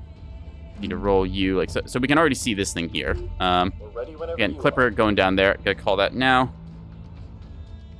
So, is our goal to try and get back into this game, because unfortunately they've taken this cap and we don't have anything going for the D point right now. We have a couple of our assets kind of sneaking around the top side, so it's our goal to try and like basically encapsulate them in a little box and then keep them there. All right, so our roll is not needed here anymore. We have confirmed that is a tug. So they are playing very well, keeping their stuff around this corner. They've already established what I am. Yep, there's the plasma shot we expected. So we know now what they're trying to do here, so we're going to be keeping out of the range. You see their plasma shots trying to hit me, but flying off into the distance there. Instead, we're going to be moving around this corner using the dead space. Remember, we are effective at 8 to 11 kilometers. They are effective only up to 8.2. So that doesn't seem real. I don't believe that's real. There's no reason for a bulk raider to be moving up like that. So, yeah, you see the precision shot there. Call that now. Just going to mark that as killed so we don't have to waste shots on it. There we are. So the enemy is currently in a winning position. They know what they are doing here, so we're just going to fire RPF on these. We can cancel a bit of our speed here and just fire this. I'm betting that these will, again, be a bunch of decoys, just given their positioning. That said, entirely possible they could actually be ships. Nope, just given the shaping, betting that those are, in fact, decoys, so we're just going to clear them real quick. Wop, wop. Locking them up. Wah, wop, wop. Copy. Engaging the enemy. Yeah. See these just coming out here now? I'm betting that they are decoys, so we're just going to clean them up and then go from there. Yeah. All right, let's see. You are an actual problem, so you are going to get got now that we are getting engaged on. I need to move back very quickly now because this is us in the death range. Yay. All right, full reverse. So this thing is kind of the counter to us here. We're going to be trying to also move on a strafe angle here to make a bunch of those shots run wide. We're firing pretty much everything we got into this thing, just all of the high explosive we can, as well as the little guns. So these are triple threats that we're facing off against. I'm going to go after this one, and hopefully my team will be able to provide some covering fire while I retreat here. You see I'm already losing some systems. Rather unfortunate there. We need to keep ourselves going as quick as possible, ideally. So yeah, just trying to keep myself out of their effective gun range. I'm barely out of range for these. They're trying to get closer now. Long haul drive is very fast, so I am probably not going to be able to get away here. It's just my goal to pull back and let my team start getting some fire into them now. Yeah. With any luck, they will be doing so. Not seeing some immediate fire, but that is probably because they're rotating and trying to get on target. Let's see, where's our rail array? Yeah, they're engaging different little threats up top, trying to clean up their assets. I can just play the range game here, and if they want to just decide to, you know, charge forward on me, let them. So we're just going to start shooting at this thing here as best as we can. Just start moving a little bit laterally as well. We're taking grape shot hits here, which is less than ideal. However, the front of our ship is incredibly tough and tanky. See our defender, they're getting a lot of shredding done. Ow. Still here. Losing quite a few components. I'm gonna be real, Chief. I'm getting lit up here. Where is my support fleets? Okay, so they're around on the outside. Yeah, they've determined that they can, in fact, just go after me here. The big problem with ANS ships is that when the front thrusters get knocked out, then your retreat speed really slows down. So we are suffering heavily here. I'm gonna just split my formation up now, trying to keep distance. One of my Axford is kind of totaled. I just don't have the ability to face off against this much stuff. Like, there's an Acello pair in there. There's a bunch of bulk freighters that are shredding me now. Luckily, this one is kind of out of range, but at the same time, like, I am taking a lot of damage here, and I just don't really have anything to counter this with. There's just more points against me than I have the ability to soak. That said, they are focused fire on me, and I'm holding them for the moment. These things are tough, but they're not invulnerable, is my point. So you can see it. We're trying to keep our various systems alive. We're going to reinforce the entire front side here with everything we got. Unfortunately, losing our gun there due to some of the big calibers they have. So, yep, that's going to be that. Ouch, ow, ow, owie. Try and keep ourselves forward-facing. We're trying to hit these things with everything we got, but again, this is the case where basically I have not got enough to actually counteract this, and the enemy is capitalized on this poor positioning. So, if we take a look... What the heck? What? Why did they eject? They're still alive. When did that happen? Okay, so, I see. Alright, so that's a bit of an issue. I think that was our midshipman, so we're actually gonna try and order these to be fixed and trying to keep our front side alive. Honestly, I'm gonna be real here. I don't think that we actually have a shot here. I don't see myself being able to contribute enough to stop this death ball. In terms of what we have in the battlefield, we do have a flank attack coming in, but they will be very able like they're going to be able to rotate and kill that. We're already very behind on points, given that it's a 4-cap scenario. I don't see this being favorable, given that we are also down 3,000 points here already. So not exactly stellar as a ANS game. So yeah, in this case, they've stopped a lot of their pursuit because they're realizing that, hey, we are starting to like draw ourselves out and overextend. So they're going to be looking towards going to different points. There is a beamstone that was posing a threat, so they had to quickly change their threat targeting over to something else. We are focus firing as best as we can, trying to knock out one of their ships, but again, not having the greatest effect. It was my goal to stay outside of 8 kilometers, and they pushed around the corner very well, realizing what I am, where I am, and what to do about it. So I'm going to see if we can't do something about this. We're going to fire our light calibers onto these things. Yeah, our ship here, it's not dead, but I'm going to be a real chief. We are not having a good time. So to try and fix whatever I can here. Let's see, magazine and CIC are still good. Reinforced is good. Everything else we can kind of hold on to. As for you, you're actually into cover now, which is very nice. So we're going to just lock onto you with whatever we got. Pew, pew, pew, pew, pew. Yeah, they will rotate fire back onto me once the beamstone's been dealt with. As you can see, another one of our team has kind of tapped out here. I'm going to be real. I don't see a way that we can really get back into this. Our rail array is not able to do enough damage to these effectively in time to save me here. So that's going to kind of be us folding. Enemy team, bunch of gold players. They have gotten the experience. They recognize how to play Nix's Eye and the various engagements you need to make happen for it. I think in the case here, I just did not respect the death ball potential that they had, because part of it was I did not realize just how much they had stacked up around that corner and then went for me with. Losing our new player there is unfortunate. Task Force Birch is not a bad force, but again, new player ends up punching out here. I don't know if they just like randomly disconnected or what. It's kind of a weird spot for them to just randomly DC. I don't even think they got shot, so yeah. Oh well, sometimes life happens, so you just have to account for that. Yeah, they're just going to push into me now, and yeah, we're getting 5 cap. Okay. Component destroyed. Yeah, I don't see a way that we can realistically get back. And it's like, I'm not one to like typically give up, but just looking at this, we've got rails which are going to get killed. We have got basically nothing there. I think that I'm just going to throw in the towel at this point, because I really don't see us getting back into this game. Yep. Reactor detonation over here, so that thing would be toasted. This would have no armor in turn, which means that, yeah, this would just die to any amount of stuff. So unfortunately, that will be that. I think it is just Chad Nebulous here now.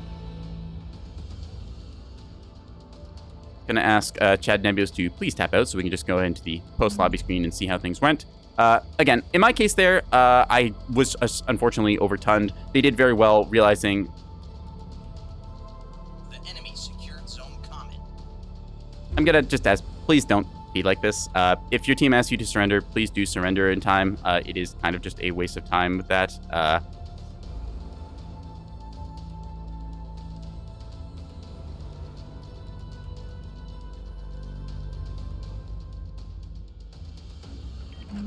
Just gonna ask them politely to do so. Yeah, it's kind of a respect thing. It's like, I get you want to do like the conquest move where you withdraw your fleets and stuff, but like, it's really just drawing the game timer out for no reason, and it's kind of just wasting everyone's time. Like, you need to be respectful of other people's time. Like, if I know I have absolutely no shot in a game, and I could drag it out to like the very last second and like try and eke out a little more damage, I'm not going to do that, because that just means that you're going to sit there with a bunch of people just like, hey, can we go on to the next game now? Can we have more interesting matches? So yeah, please don't do this. It's kind of a dick move. With that said, we kind of got folded here because, again, we lost 3,000 points there to, I don't even really know what. I'm assuming that they just had to go or something, or and they took a hit or two. It might have been after they had like finished. I don't know actually what took them out. Because, like, these are all the same, like, position as, I think, the default, like, position when the fleet organizer goes. So I'm going to bet that they just got disconnected from server and, like, shot a little bit there. But, yeah.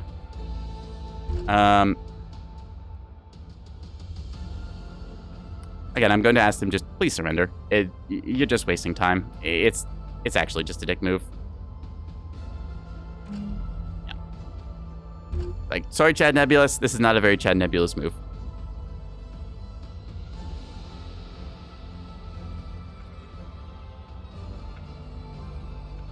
So we're just going to be waiting here. Again, I would love to get into the next game. You can see they've just basically moved forward and done that. Yeah.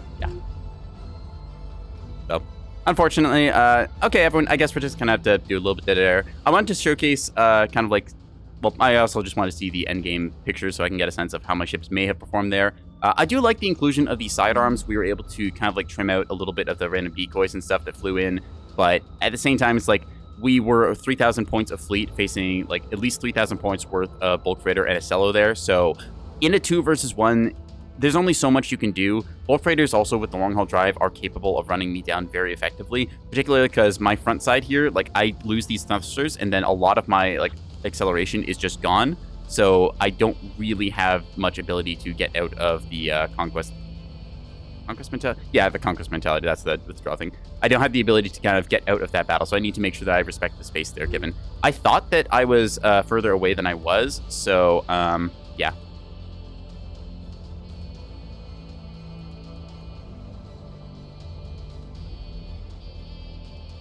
Yeah. This is a dick move. Please don't do this. Anyways, I'm gonna take a big sippy here, so...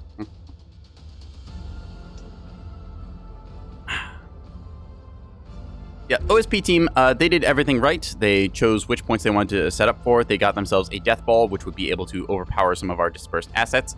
If I had gotten like 2 Axfords and then some CLs with that, we would have enough firepower to make them think twice about pushing this angle.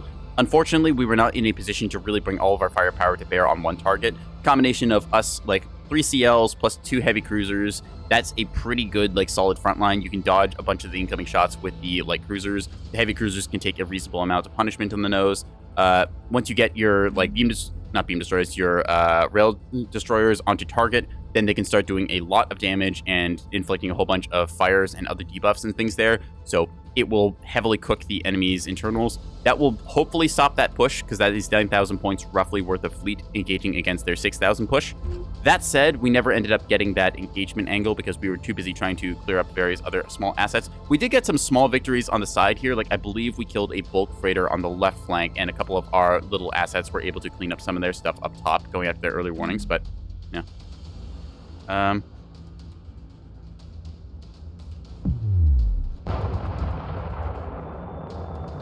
That's not a very nice thing to say. I don't know why they would do that. Like, just, ouch.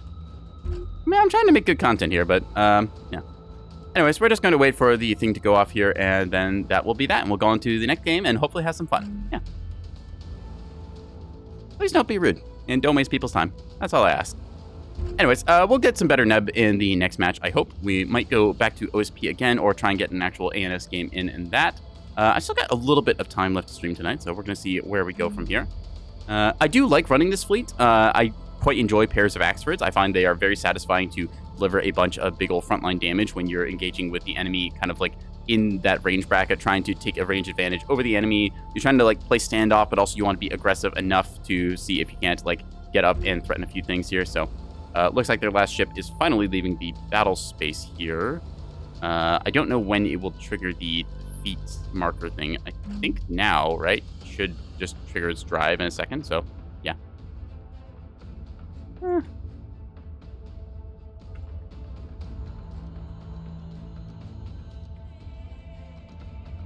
Yep. So. Oh well. Anyways, we did face off against some players who knew what they were doing, so I will give them credit for good performance there. We lost, unfortunately, our midshipman due to a disconnect, I believe that. So, oh well. There we go, battle over. All right, we'll take a look at our screen here, trying to get a sense of how much damage we ended up tanking versus how much we ended up dealing. I am not expecting great stats for my performance here. I was heavily outmatched for my little lane there, so, oh well. Let's scroll down to our stuff. See, yeah, so we did manage to survive quite a bit of stuff here. Like, this ship is still technically operational. It's just, it's going to get its pancake here kind of knocked out, and then you're going to lose a lot of your stuff going forwards. We were able to deal some damage out here, so even though we had a bunch of things go up against us, yeah, unfortunately, in this case, yeah, I think they took, like, 1 hit or something, and then, yeah. Yeah, so, unfortunately, they tapped out. New player experience in that. Neb is a bit of a difficult game to learn in that. I don't know why they left. It could have been they need to go and stuff like that. I'm not going to knock it against them. I'm going to say, Chad Nebulous, please don't drag the game out with that. We all want to get into the next match. $5 bet or what? I'm sorry, but please be respectful for your teammates in that. Anyways, if we take a look over here, Internet Explorer had, I think it was the Mass Driver liner? No, they had, C65's nice to see. So yeah, they had a, big old missile volley on that thing. Command Wake, interesting. And then, let's see, Quiz had triple threats by the looks of it. Good fleet. Space Mobile coming in with a bunch of Acellos, providing that kind of centerpiece, point defense, and that. Anyways, we're going to hop back up to the main menu. I am going to run a ad intermission here so that we don't get any pre-roll ads or other interruptions during the next game, and then I'll try and find a lobby and get you all some more Neb games of hopefully better quality content than the last match. Last match, bit of a stinker in that. Anyways, I will be back in 3 minutes. Yeah, I will see you then.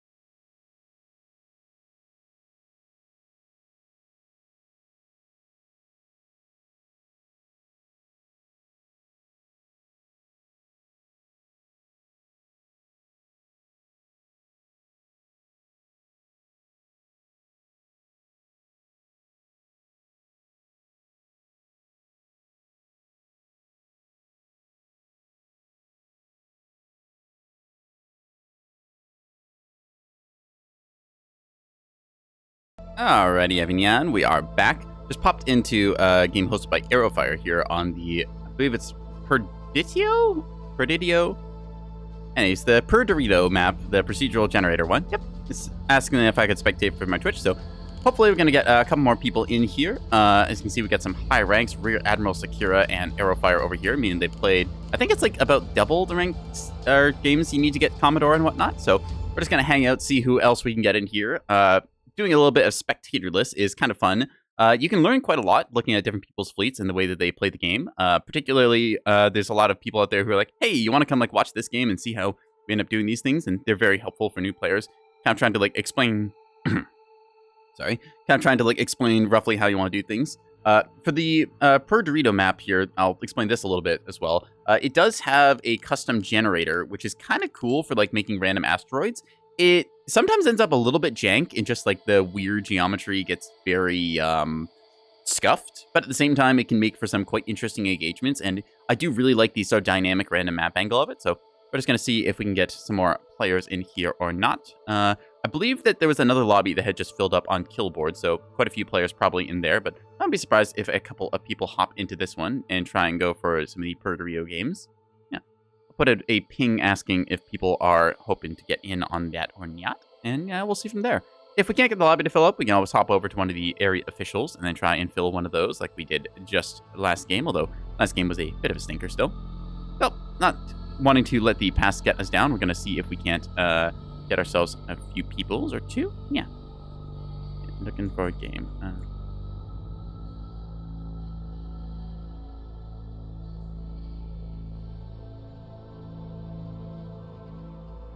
Just going to put the ping out. There we go. Asking for peoples. And yeah, see where we go with it.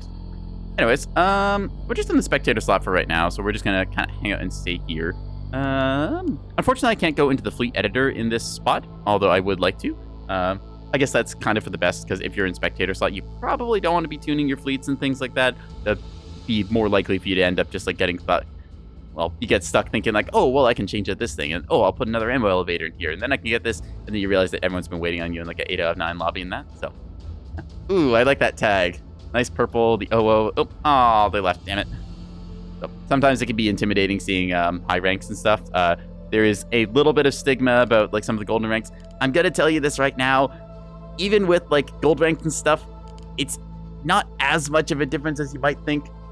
Gold players can still be very silly. In fact, I'd say that they're oftentimes as silly, if not more, than blue players, because they realize like there's the kind of like, you get to like a certain rank, just experience-wise, and you hit like this kind of bell curve where it's like, oh, I know what I'm doing. I've got confidence with all this stuff. I can build all my fleets exactly this way. And then once you get kind of past that hump of like trying to meta perfect everything, you start doing some silly stuff. That's when the game gets very interesting, because you start realizing, hey, wait, hang on a second. What if I just threw like 64 missiles at somebody? What do they do then?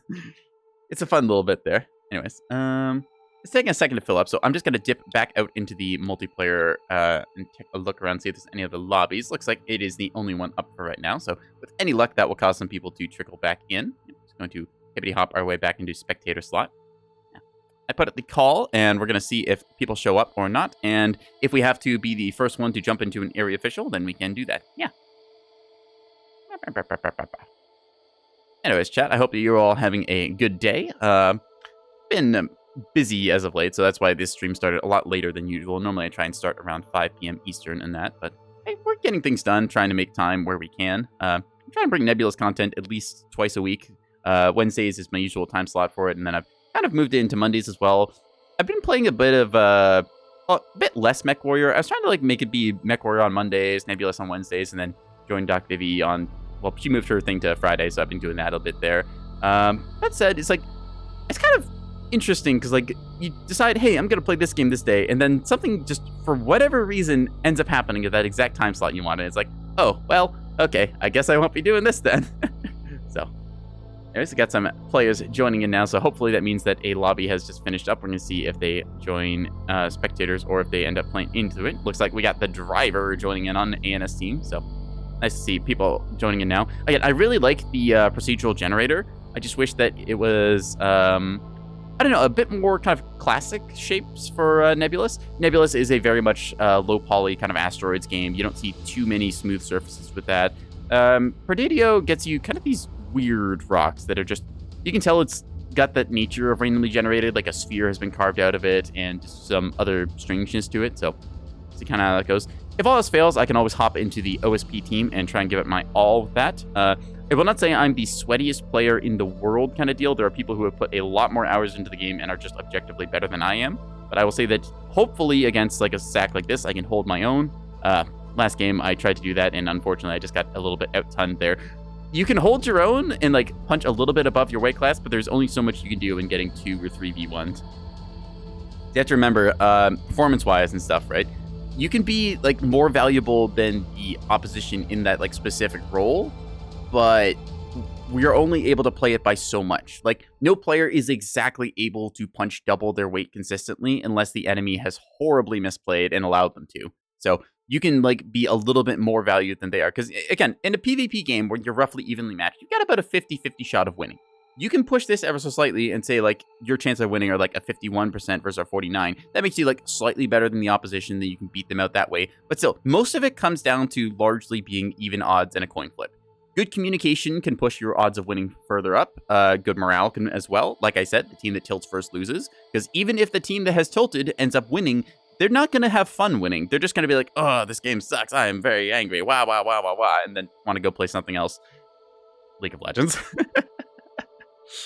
I know a couple friends who are really big into League. It's kind of funny listening to them say, like, I hate this game. It's terrible. And I'm like, but you play it every day. I know. Wow. Anyways. Seeing if we get a few more. I might actually jump into Team 2 after all, then. See if I can't get some silliness going with this. We tried showcasing the T-30 Plasma fleet before. We encountered a bit of range issues with that, so I might try a different variant of it I've got, which is using 250 guns. I do quite like OSP 250. I think that's a fairly safe and consistent option that you can go for. If you don't really want to go in on the like top-siding angle where you're presenting like a very big hitbox kind of deal. You can narrow your hitbox a little bit more with certain shapes like this. You can present some pretty resilient firepower here. Like 350 health, it's a little bit more than, say, the plasma cannon. Let me just give that comparison here. Like, yeah, the plasma cannon has 300 health. The thing is, this has 15 damage threshold, which makes it pretty fragile to getting grayed out. Compare this to, say, the T-30 as well. 200 hit points, so even more fragile, 15 damage threshold. The C-56 has 350 hit points and a 40 damage threshold. So this thing is a lot harder to knock out. Like, it can get redded pretty well, but with the good damage control team, you're able to hopefully get your stuff back under control, back in positions that you're able and ready to fight, and just kind of go from there. So I've got a pair of these. As you can see, they're kind of stacked on top of each other. This is a very similar design to our other fleet with the T-30s, but this one's able to operate a little bit better at range because I've got the extra 800 meters for the 250s. Additionally, the 250s, nice thing about them is that while the T-30, the 100 mil, very heavily relies on plasma to be effective, the 250 does not really. You can be pretty effective with just firing 250 rounds. Right now, I'd say the plasma is kind of mandatory as it's just a very cost-effective force multiplier for pretty much everything in your fleet. But if given the choices, like, you can do pretty well just by going with like a bunch of 250 bulkers, and it's a pretty good way of learning how to do that kind of like engagement range. 100 mil just giving you a little bit more of an edge once you can get that like really juicy plasma strip, and then the 100 mil HEHC follow up. Additionally, grape shot is quite good. So this is kind of like better against just general targets. It's a little worse against corvettes. So again, you're getting trade-offs, taking a higher caliber, but I quite enjoy it. So would recommend it to a friend. We're going to edit this one a little bit here. Try not to play too much lobby editorless. See, we've still got our reinforced pancake in the front, this time the Citadel mag being on top. I had considered changing around this thing a little bit. Forgot what I was going to do. I think I'd swap out the reinforced DC in the Citadel. I put like a plant control complex up. No, is the DC complex up top, the reinforced mag on the bottom, and I changed around some stuff in that. The thing is that the 250s here are a little bit too expensive to do that, I think. I might be able to squeak it out. Let me actually see if I have one in my templates folder. OSP. Do I have a purple burp saved? I do. Fortunately, that's the expensive purple burp, so you'll have to go with the cheaper one. All right, this one is... Let's see. So that's pretty comparable cost. Let's just see. What is the difference here? Citadel mag, reinforced. No, that looks all about the same. Ah, okay. Maybe it isn't with a complex after all then. Oh well. I do like having the damage control complex. It just is multiplicative across all your damage control teams. So it's a very nice buff towards the entire hull. Anyways, we'll hop back up into lobby, I think. We don't need to save any changes here because we're pretty good. We're just waiting for one more here by the looks of it. Just going to show off what I got here. I'm electing to go with the 250s because this is not a map that I will know what I'm going in for. So just having a little bit generally more effective fleet. Like, I could suffer a big old crippling hit to my plasma bulker because I put it in a bad spot without realizing it. And then that means that a lot of my offensive firepower for triple threats would be heavily limited. On the other hand, these work pretty well on their own. I've got some T-20s if I really want to like swat shuttles and stuff with that. I keep calling corvettes shuttles and shuttles corvettes, but y'all know what I mean. The small little gremlins. So With that said, container stack launchers on the back. If I want to, I can equip some container decoys. Honestly, I really like container decoys. I think that they are a highly underutilized asset. We saw last game how they were able to fool a couple of us, and I was firing RPF rounds. I was like, I'm pretty sure these are like fake, but there's a possibility that they're not, so I'd still better check just in case. And so that ends up with me firing a bunch of rounds. Partially, that could be how they detect me. Other thing is that I am also an Axford in that case, so early warning radar will spot you at like 18 or 17 kilometers, give or take. It's pretty hard to hide an Axford under that kind of search radar. Very big target. So, yeah. We're just waiting for one more in this case. Put out the call a little while ago, so I'm hoping that one more person shows up. If you want to, it's just called Aerofire's game right now, so you can hop right on in. Just gonna say it's 7 out of 8. And see if we can't get one last person. Like I said, lobbies fill up exponential speed, so once you get that kind of 7 out of 8 lobby, it should hopefully just top up real quick. Because we have a spectator, it shows as 8 out of 10, which can turn a couple people away because they think, oh, it's a full lobby, I'm not going to click on that one. A little bit of Nebulobby Fleet Command mind games and whatnot. Yeah. Anyways, we'll just wiggle our ears back and forth, and maybe that with the magical luck will get us into the game. Yeah.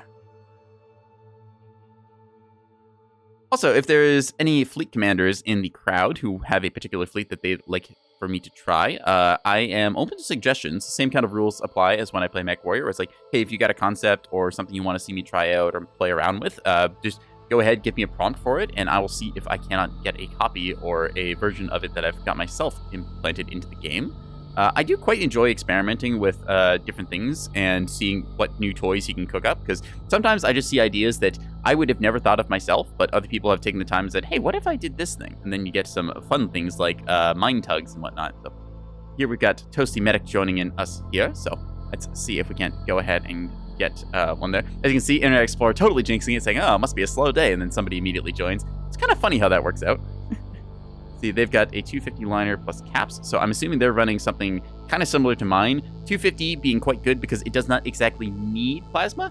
It does benefit heavily from plasma, but again, most calibers right now do benefit from plasma. It's one of those big multipliers that I think is a little bit overtuned or can be made in the very way that it is able to be overtuned. So I'm not on the whole bandwagon of, wow, nerf plasma, wow, like sweeping balance change. It's just one of those things that's very difficult to fine-tune balance because it can swing very, very strong. Like if you make plasma thinking as a multiplier, right? If it's like a 2x multiplier, it's like, okay, well, this is pretty strong. But if it then gets bumped up like a little peg and it becomes a 3x multiplier, that's like, oh, wow, this is like hilariously overpowered. Wow, all the damage potential in that. So just in terms of like how effective it is for enabling builds, I do like plasma like conceptually, but I think that it's always suffered from the kind of pendulum swing we see where between patches it either goes absolutely necessary, must take, or it's just kind of in this weird spot where it's like, yeah, you could take this, but everything else just outclasses it. So anyways, we're just gonna ready up here as we get ourselves set up. So Secura going with the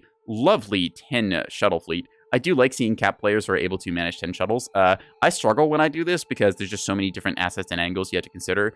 That's why my cap fleets are a little bit more simplified. Like I'll go for things that I can just kind of set and forget. Mine laying tugs in the backfield, early warning radar saying I only need to sweep once in a while. Mass driver liner, I just issue a fire order and kind of forget about. So yeah.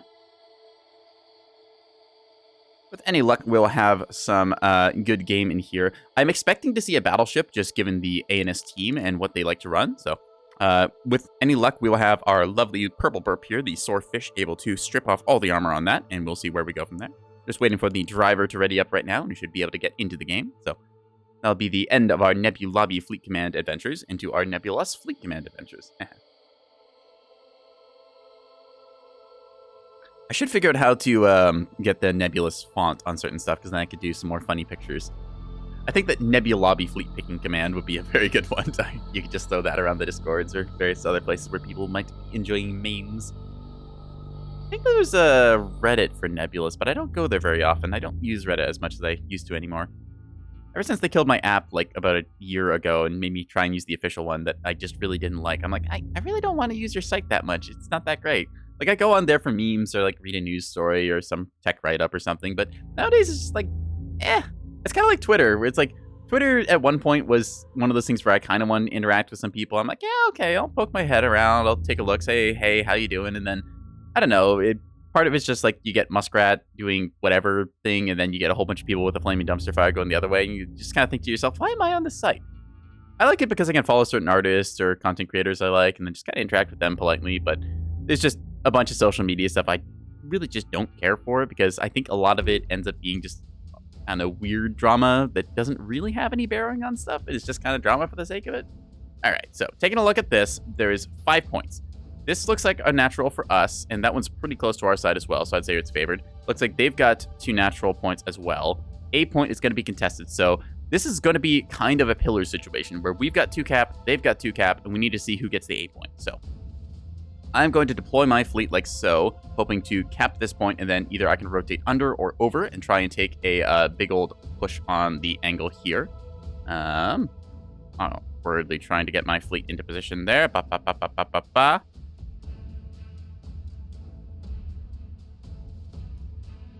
So my plan is to set up over here. Toasty, I believe, is the MFK fleet, so they're going to be setting up over here on a Death Ball.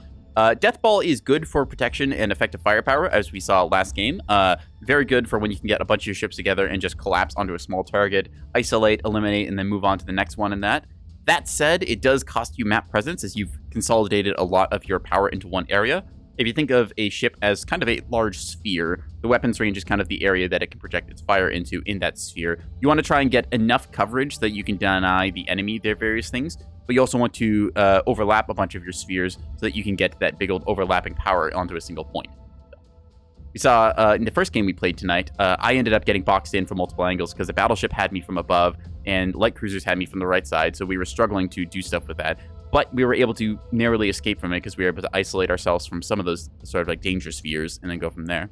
Just waiting for Alienator here. So we don't know what the enemy is going to do. Looking at their deployment, they can cap the D point and the B point, but then that A point is going to be a big wide open space of congestion. If I'm betting, I'm going to say there's going to be like a beam destroyer watching the A point pretty fast. It just seems to be that kind of map. I would expect us to have something with Grape Shot doing the same. Just kind of your like generic like anti-capping tool device. I'd say Grape Shot can like, hit a little bit further than a beam, but it's not the instant kill of it either. So we're just going to set ourselves to go here. Set ourselves to fire orders and loose things. There we are. You're going to go to flank speed, and so are you. You're going to be then angled out this way, give or take. That way, if the enemy approaches from this angle, we'll be able to have our guns quickly rotate and hit them. Yeah. Plan is to go onto the point. We may get missiled here, but luckily we are running with a pair of Acellos, which I believe... Interesting. These have defenders instead of Pavis. Normally you see Pavis these days. It is kind of the better of the 20 mil turrets because it has double the fire rate. Accuracy is a little bit worse, but that's... Oop. Power's back online. Okay. At the ready, Commander. Ah. Well, this just got interesting. Okay, either this is going to be a very good match or a very bad match because I have just inherited a fleet. Yay. So I've inherited part of a fleet. That's less than stellar. Game crashed. Oh, rip. Dang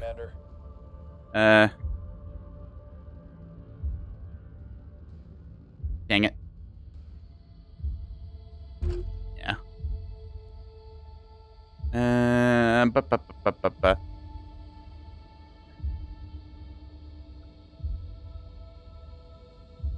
Ask them to call it, play it out, or rematch in that. Probably not going to go well since we are down a player in that regard. We do have the ships and stuff, but you're doing lobby real fast to remake the game.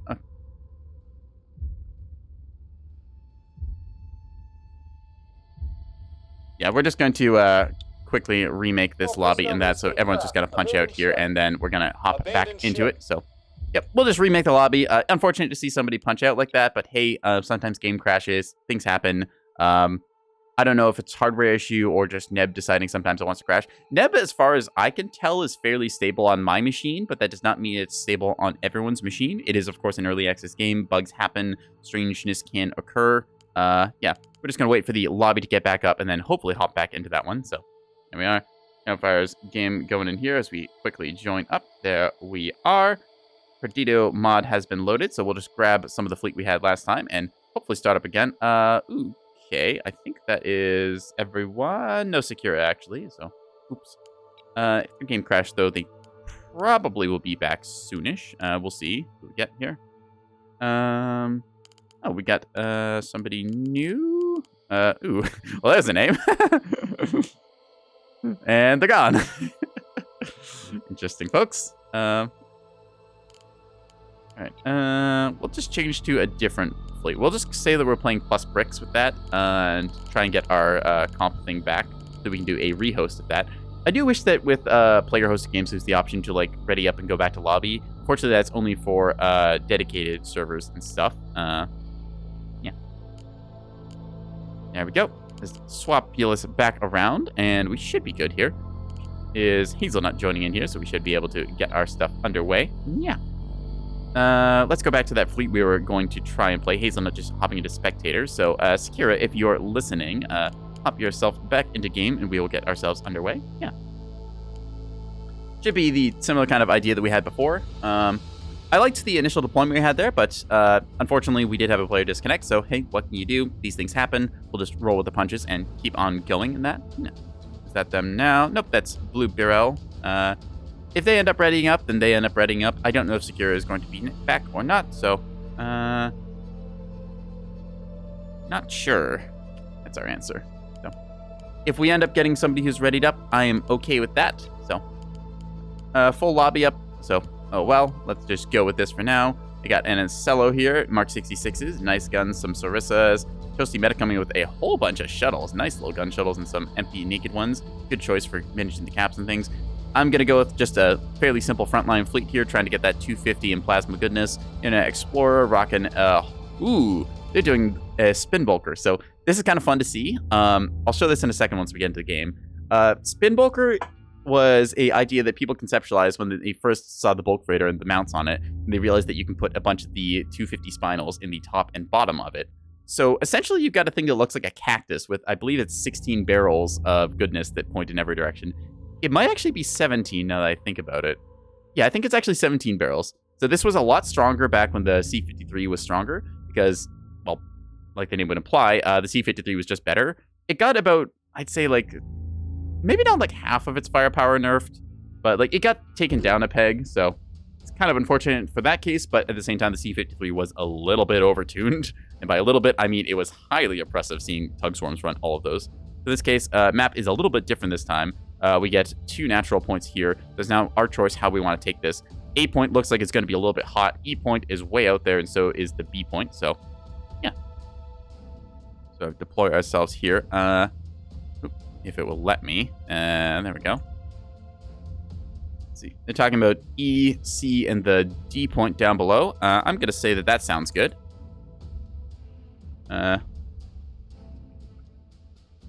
Yeah, probably we're going to end up fighting over the A point here. It's the most likely kind of neutral point between our teams. C point is our natural. B point is their natural. E point is kind of high up above. A lot of empty space here. They could park a beam destroyer here and cover it against our stuff. D point, kind of similar story, although that is very... Yeah, that's very open for them versus we have much better planning there, so... Nice. Yeah. Mine chicanery. I think that's how you say it. Nice to see how that goes. Anyways, we're going to hit deploy, so we are locked in. Our goal is to be the kind of frontline presence over on this side, so hopefully if we run into the enemy fleets at 8 kilometers, we'll be able to tear them a new one. That's the intention anyways, with the combination of 250 and plasma, so... Ooh, sun-drive monitors. I think the sun-drives on monitors is actually a good idea. One of the big downsides to the monitor is just how slow it moves. It is very well armored, so you're able to shrug off a lot of hits from, say, 120, which I don't think even has the armor penetration to get you in the first place. You have to wear them down in some way. Or the 250 HE round will bounce off for a decent amount.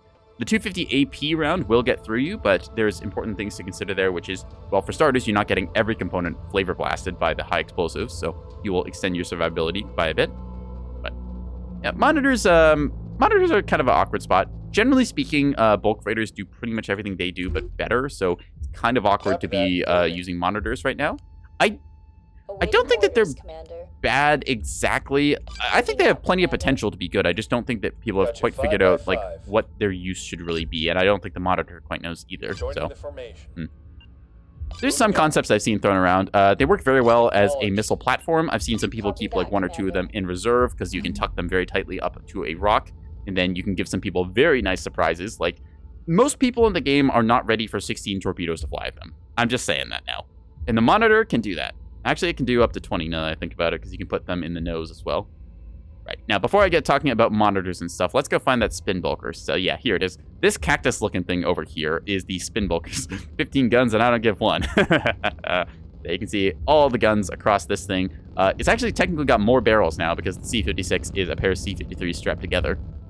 So, like I said, this was a little stronger before the C56, C53 split. So, it does mean that the top and bottom guns have about half the ammo capacity in their autoloaders that they used to. So, it is a bit of a downside. That said, you can still kind of play around that just by, having it fire and then continue its rotations. The idea is that it fires one face and then spins 90 degrees and then fires another face. It is a very all-in build because you don't have any point defense or other stuff. Luckily, when you pair it with an Acello that has auroras and stuff that can shoot down incoming missiles and act as a defensive shield against missiles, it makes for a very good combo. They've even got a little Bloodhound tug in here with some extra point defense grazers on the top and bottom, some Bastion flak turrets, and then Pavis in the nose there. So, yeah, nice little picket group there. The idea being that you spend a bunch of your time microing this thing to get maximum rate of fire versus my kind of simpler design where I just go with the one broadside here. Yeah, I like it. I think the spin bulker, it's a little bit silly, but it's one of those things that's a little bit silly and I like it kind of style versus like this is a little bit silly and probably shouldn't be in the game for like, game health and that kind of thing.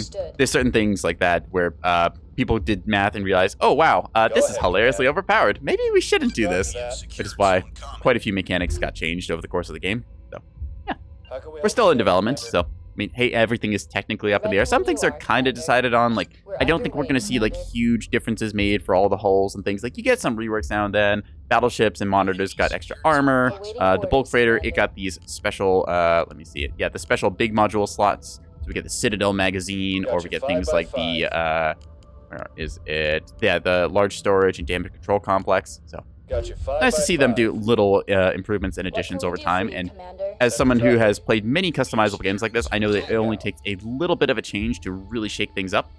So we see the top point kind of getting the first initial engagement here. They decided that they do not want to take this fight close range. Assuming that this is a Corvette, just given the speed of it, we're betting that that thing is going to be trying to go close and fire torpedoes. So this thing is trying to burn off to the side here. That way it's able to fire its guns kind of in a broadside and keep the defensive turret facing towards it. It's identified as Corvette now. Yeah. We are marked over here, which is less than stellar. That is a target. Okay. We are bullseye locked as well. Ag. Okay, let us go ahead and set our headings appropriately. Okay, that is a big ship. I am betting that is a battleship. Okay, well, that's less than stellar. We are going to order that thing to be shot at. Yes, please, thank you. We're going to load our armor-piercing rounds like so. Understood. And next we are going to mark the target here.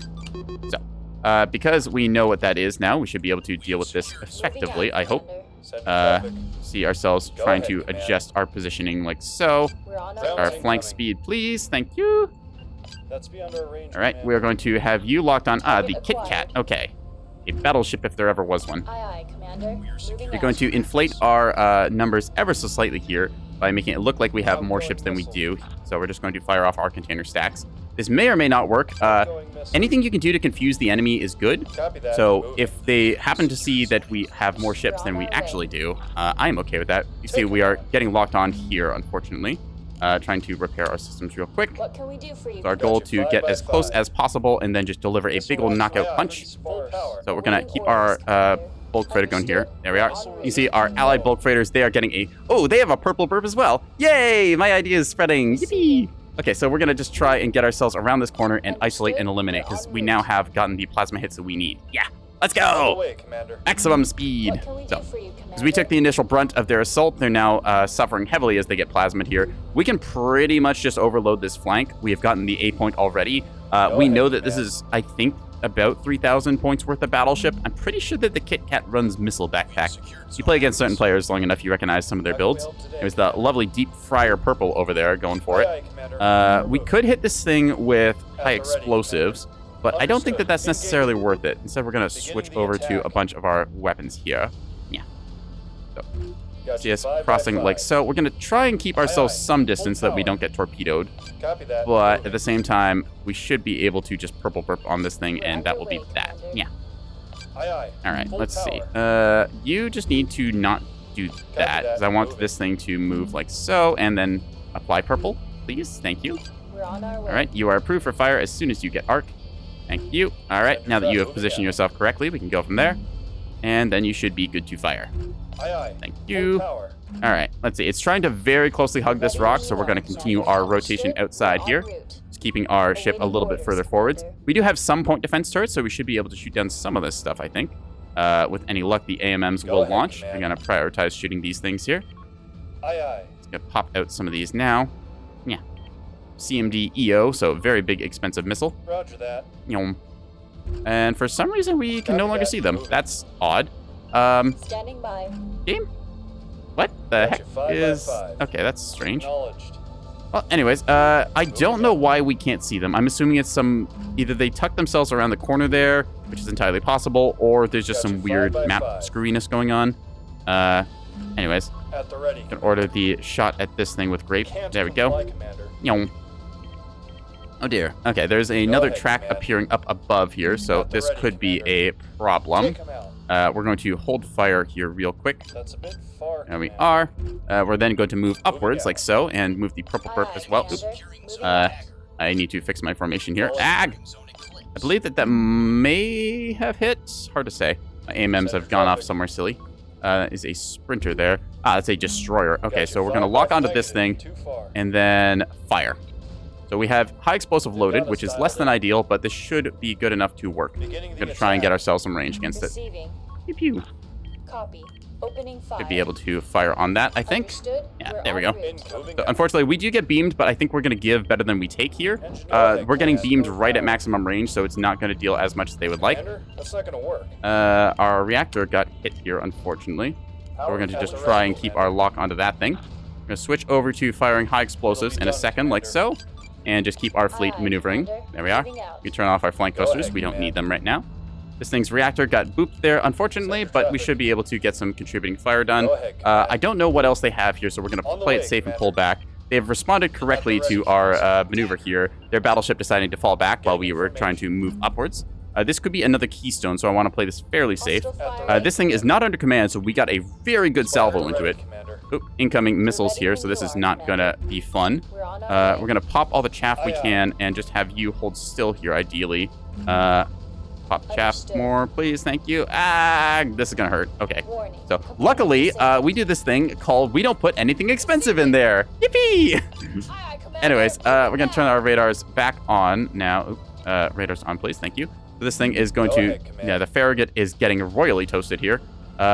Should be another At the one ready, of them over there, I think, peeking out in a At the second. ready, Commander. That is bound to be trying to shoot me. Yeah, there you go. So we're going to just play the range-keeping game. They have scouted us out with those missiles, so they know what we are. Gotcha, We're going to 5 by try and 5. pepper this thing with every shot that we've got. Betting that that's a destroyer, given the shape. That is not a There's been a destroyer. That is a launch. battleship. That is a battleship. Oh, that is different. Okay, suddenly this changes things. Cool. Yippee! Aye, aye, moving out. We are going to fire on the escorts then, because that is a target that we need to peel. Yeah, okay. They have two battleships. We hear you, That is a bit of a Play concern. play. That or it's the same battleship coming back from a different angle, also possible. Alright, let's see. At the ready, Commander. That's too far. We from managed to us. get a lock on this with some of our allies' guns. It is not dead yet, unfortunately. Oop, there it is. Okay, we're going to hold fire then. Just going to mark that as killed. There we are. Repairs. Boop, boop. Peace out. Let's hear it. Okay, so that is the Kit Kat still, as it turns out. Engaging Uh-oh. now. Incoming missiles. Ag! Zone dagger. Copy. Yeah. Stop. Okay, luckily, Let us fire missiles. they lost track of us, I think. Or the track We're on quality our was way. bad enough that they didn't hit. Either way, we're going to take that thing down there. There's a Out light with it. cruiser up there that we want for breakfast, so I'm going to just fire everything I got at it. At the ready, To have some of you Commander. switch over to armor-piercing Understood. rounds. Engaging. We're a bit as for busy, you lot, Commander. Missile also going to incoming. fire Take it to him. these guns on it, the little ones. Switching them over to armor-piercing Got rounds. this bastard. So, We're a bit Oop, busy, we have got Commander. incoming here as well. So these are CMD Gotcha, EO. 5 by 5. We're going to just try and counter these. Oh, never mind. They went out of fuel. Excellent. We should have a shot here, so we're going to take it. Pew, pew, pew, pew, pew. Tell us what to do, This Commander. is launching a bunch of missiles at us, which I do not like. Please stop. Copy that. We're en route. That is a direct fire by the looks of it. I don't think I'll be able to jam counter these. Nope, those are just going to be a bunch of Tempest missiles coming at us. So hopefully our high explosive rounds are hitting a angle where they do not have good protection. The Visas are going to be firing off here, and I think that because these are just flying straight, we'll be able to clear all of them. Yep, just some common hurricane styles. Anything else going on us? Not really. Nope. ready, Commander. Looks good. Received. So the Kit Kat is Positioning. back around the corner, and we are going to just try and focus down this thing. There's the Kit Kat as well. We should be able to fire some shots Take it into to 'em. it, I think. Take it to him. Our goal, again, is to Enemy get our lock. plasma Spotted. into bracket where we can shoot at this thing. Gonna be trying to move it up now a little bit. Coordinates received. The enemy is retreating in this case, which I think is good.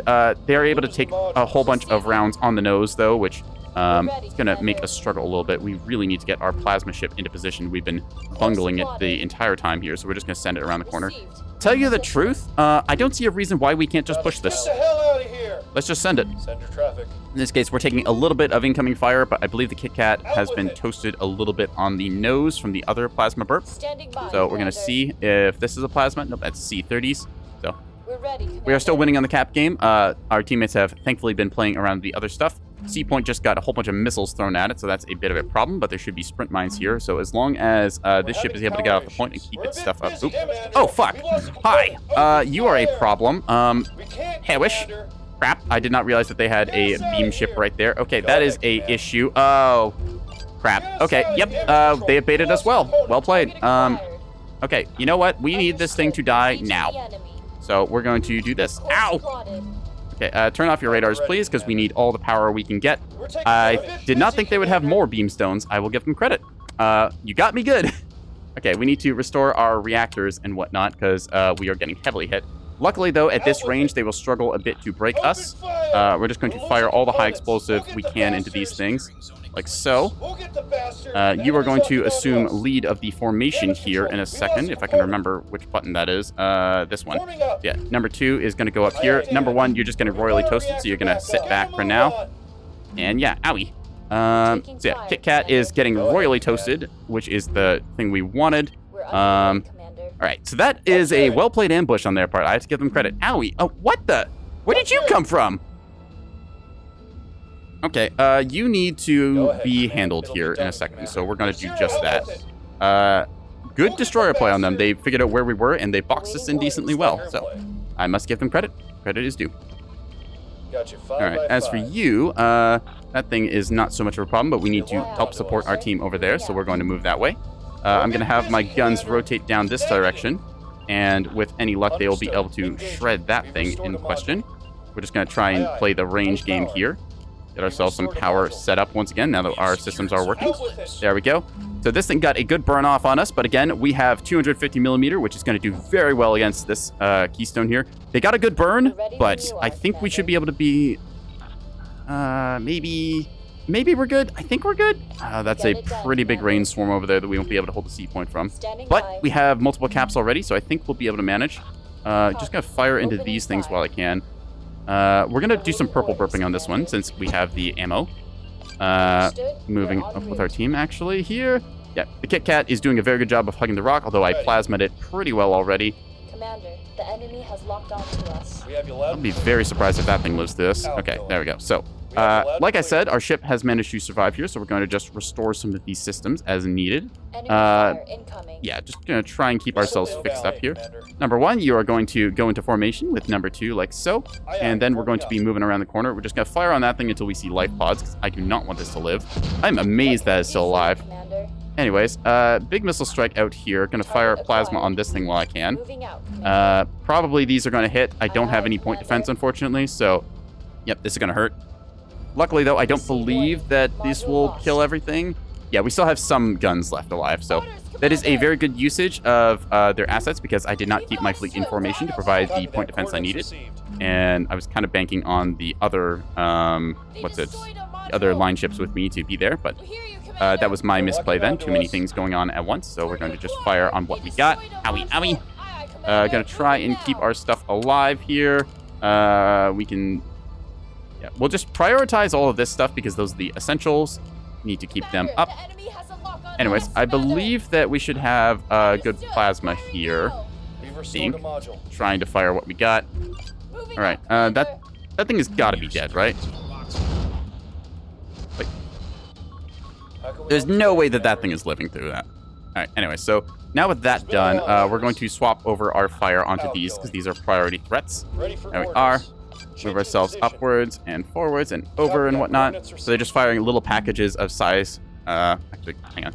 Okay, everybody ceasefire. Hold up. You're being Copy stupid right that. now. The enemy is securing zone. I need you to ceasefire as well. Thank you.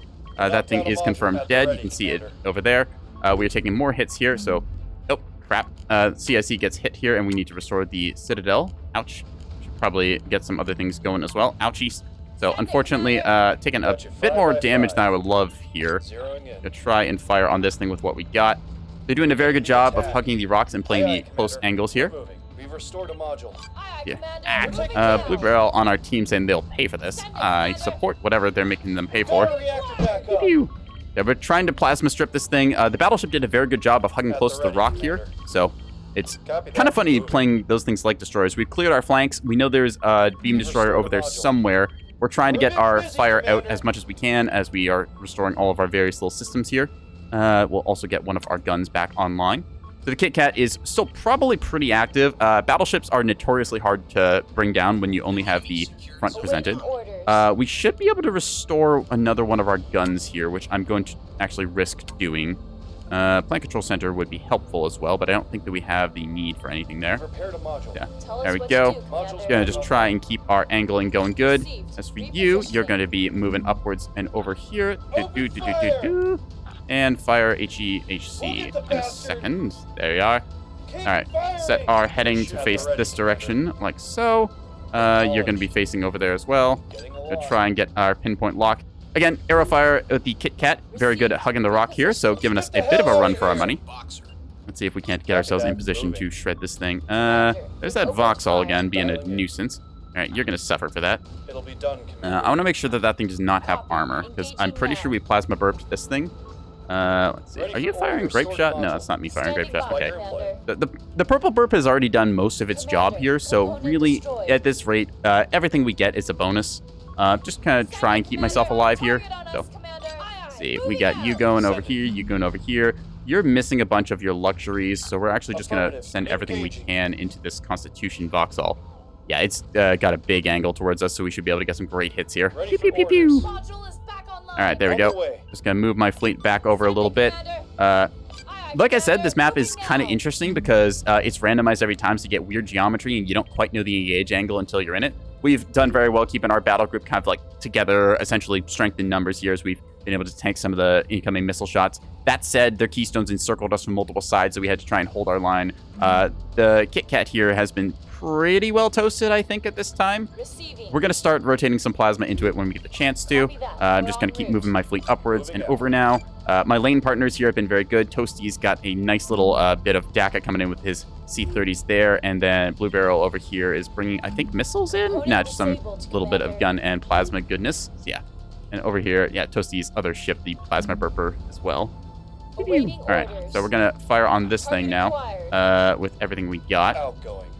Negative, can't do that. And fire, fire, fire. Fire! Aye, aye, Commander. We're I moving. might waste a restore. Well, I say waste a restore, but use a restore on that Ready for pinpoint. orders. We don't need to right now, but we could. We still have 3 active plasma turrets, so we are contributing pretty effectively here. I'm going to put these in formation again just to make it Aye, aye. easy for Form fire up. ordering, and we're going to Moving try and vector plot. pretty much crest over this rock and bring down the battleship. As you can see, a lot of plasma hits going in now. I'm pretty sure this thing's entire front side has been toasted, so all of our shots should be getting into it. That said, we will struggle to break some things here, so we're going to do a little bit of a counterintuitive strat. We're going to switch over to AP rounds to try and break some individual components there instead of the high explosives. We know that they're pretty boxed in on that rock, so going high like this should be fine. Oop, we just lost command on that ship, so I'm going to have you quickly fix everything there if you wouldn't mind. Thank you. We're just going to put you to the side for now. Yes, there we are. What to do, Commander. I'm just going to keep firing, and you're just going to keep firing everything you got. Understood. See, it has some torpedoes here. Given the name at 3.6, I'm betting that's a 3.6 kilometer Gotcha, torpedo, 5 so by 5. we're staying outside of that thing's effective range. A little worried about the Constitution over here might have some missiles left. As you can see, the front of this thing thoroughly toasted. That is a well-cooked BB, but we're still not able to bring it down. Just our guns can't quite reach to the backside of it. We're trying to fire AP rounds to reach a little bit deeper into the hull, maybe get some precision damage focused into its systems. Go ahead, Throwing Commander. pretty much every Understood. rocket we got now. Engaging. Ooh, lovely Acello flank from the backside. Now, we've held them here long enough, and there's just been this one big, long fight over this point that we're kind of able to, like, get a kill here, I think. As long as we're able to bring our 450 guns from this thing into the backside, we should be able to break the drives, I think. This is how battleships die. It takes 20 minutes of fire to finally bring them down. Kit Kat, notorious for being very tough to kill. Around the rest of the map, there's still some threats going on. I'm going to do an attack marker ping. We've been pretty much solely focused on this fight. You sort enemy range, Alienator thrown in the towel here. GG. We did manage to get a 4-cap. Good play by my team, kind of going around the map. Pretty much just this entire game has been us looking at this one fight that we've been doing here. And the battleship is finally dead. Huzzah! Take it to him. All right. We're going to mark this as killed. And that should, in theory, be that. Okay, number 1, you're going to go in formation with you, and then we're going to change all of our fire over onto you. There we are. Thank you. Bloop, bloop, bloop, bloop, bloop, bloop, bloop. There we are. So we know there is enemy Rains frigates over there, but I think that they'll probably throw in the towel now. Or maybe they'll fire missiles into me first. Okay, that's fair. You know what? I deserve this. At this point, I can't blame you.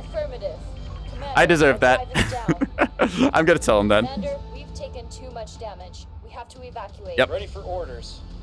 Yes, Commander. Got us Hey, dialed in. yep, just straight up, I deserve that one. I'm pretty sure that was their last player who just wanted to get one final hoorah into my ship there. Yeah, that's the one, yeah. So, Go ahead, oop. Command. All right, At the ready, Commander. sorry, I can't tell. Understood. Let's just fire high explosives into these then and sort that little business out. I think this is their last fleet. Think anyways. You know, okay, we're gonna dead tank here, which is kind of silly to do, but we're gonna make it happen. So, with luck, these are not CMD. They are CMD. Okay, never mind. I thought I could seduce them onto this ship. Apparently I could not. That hurts. Ow. That said, we should be able to fix most of our stuff here, I think, in a second. You would be so kind. At the ready, Commander. Owie. Out with it. All right, so you're just gonna hide behind this ship here. And then you are just going to do the same thing, and we're going to try and hope...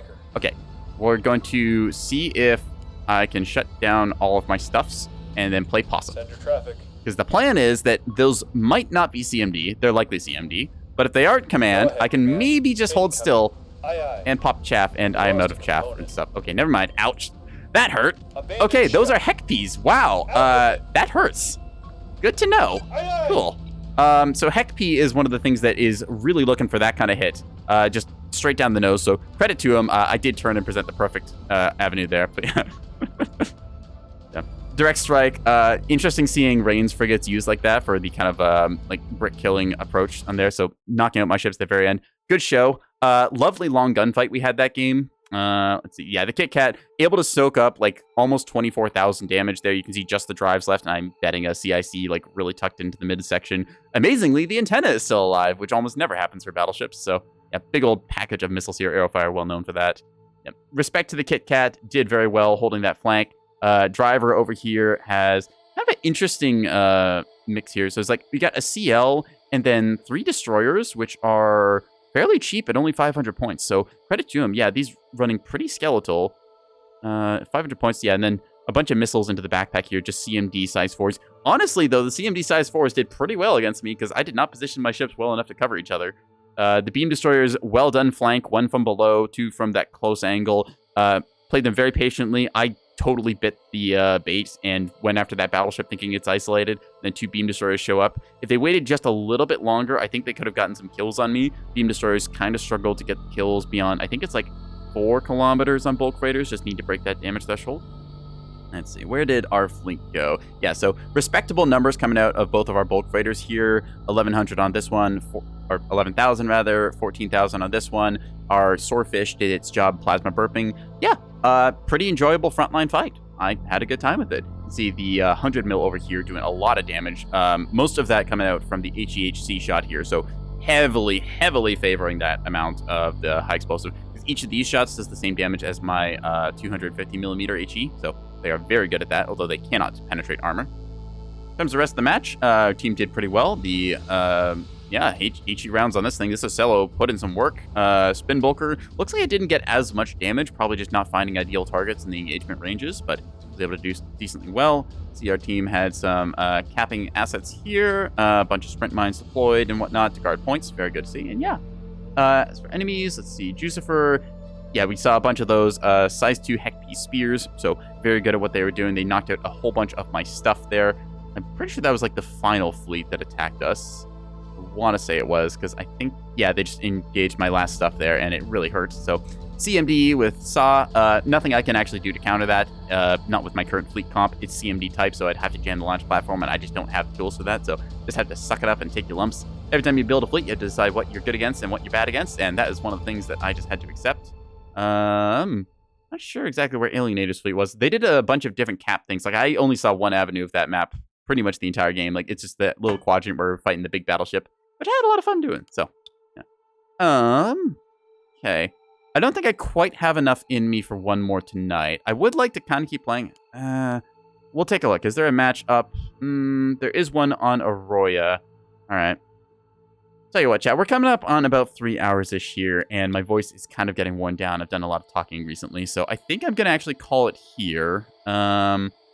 I don't really feel like going off a raid someone, so I think I'm just going to end up stream. So yeah, that is a little bit of your late-night Nebulous nonsense and whatnot. I've been NekoboyBlue. You can follow my Twitch if you want to see when I go live and do more silliness. Got a Twitter, which I post my schedule and updates to. I just posted schedule today. I'll be off tomorrow for Tuesday because I have things I have to do in real life. Unfortunately, Meat Space comes first for a lot of things, so as much as I would like to be Silly Catboy playing Nebulous and other fun games like that, I cannot. That said, we will be back on Wednesday, so should have a good time there. And yeah, we'll bring you some more Nebulous on Wednesday, and that should be the plan. Yeah. So until then, take care of yourselves, chat. Have a good one, and yeah. I'm gonna go probably eat a snack now. Bye!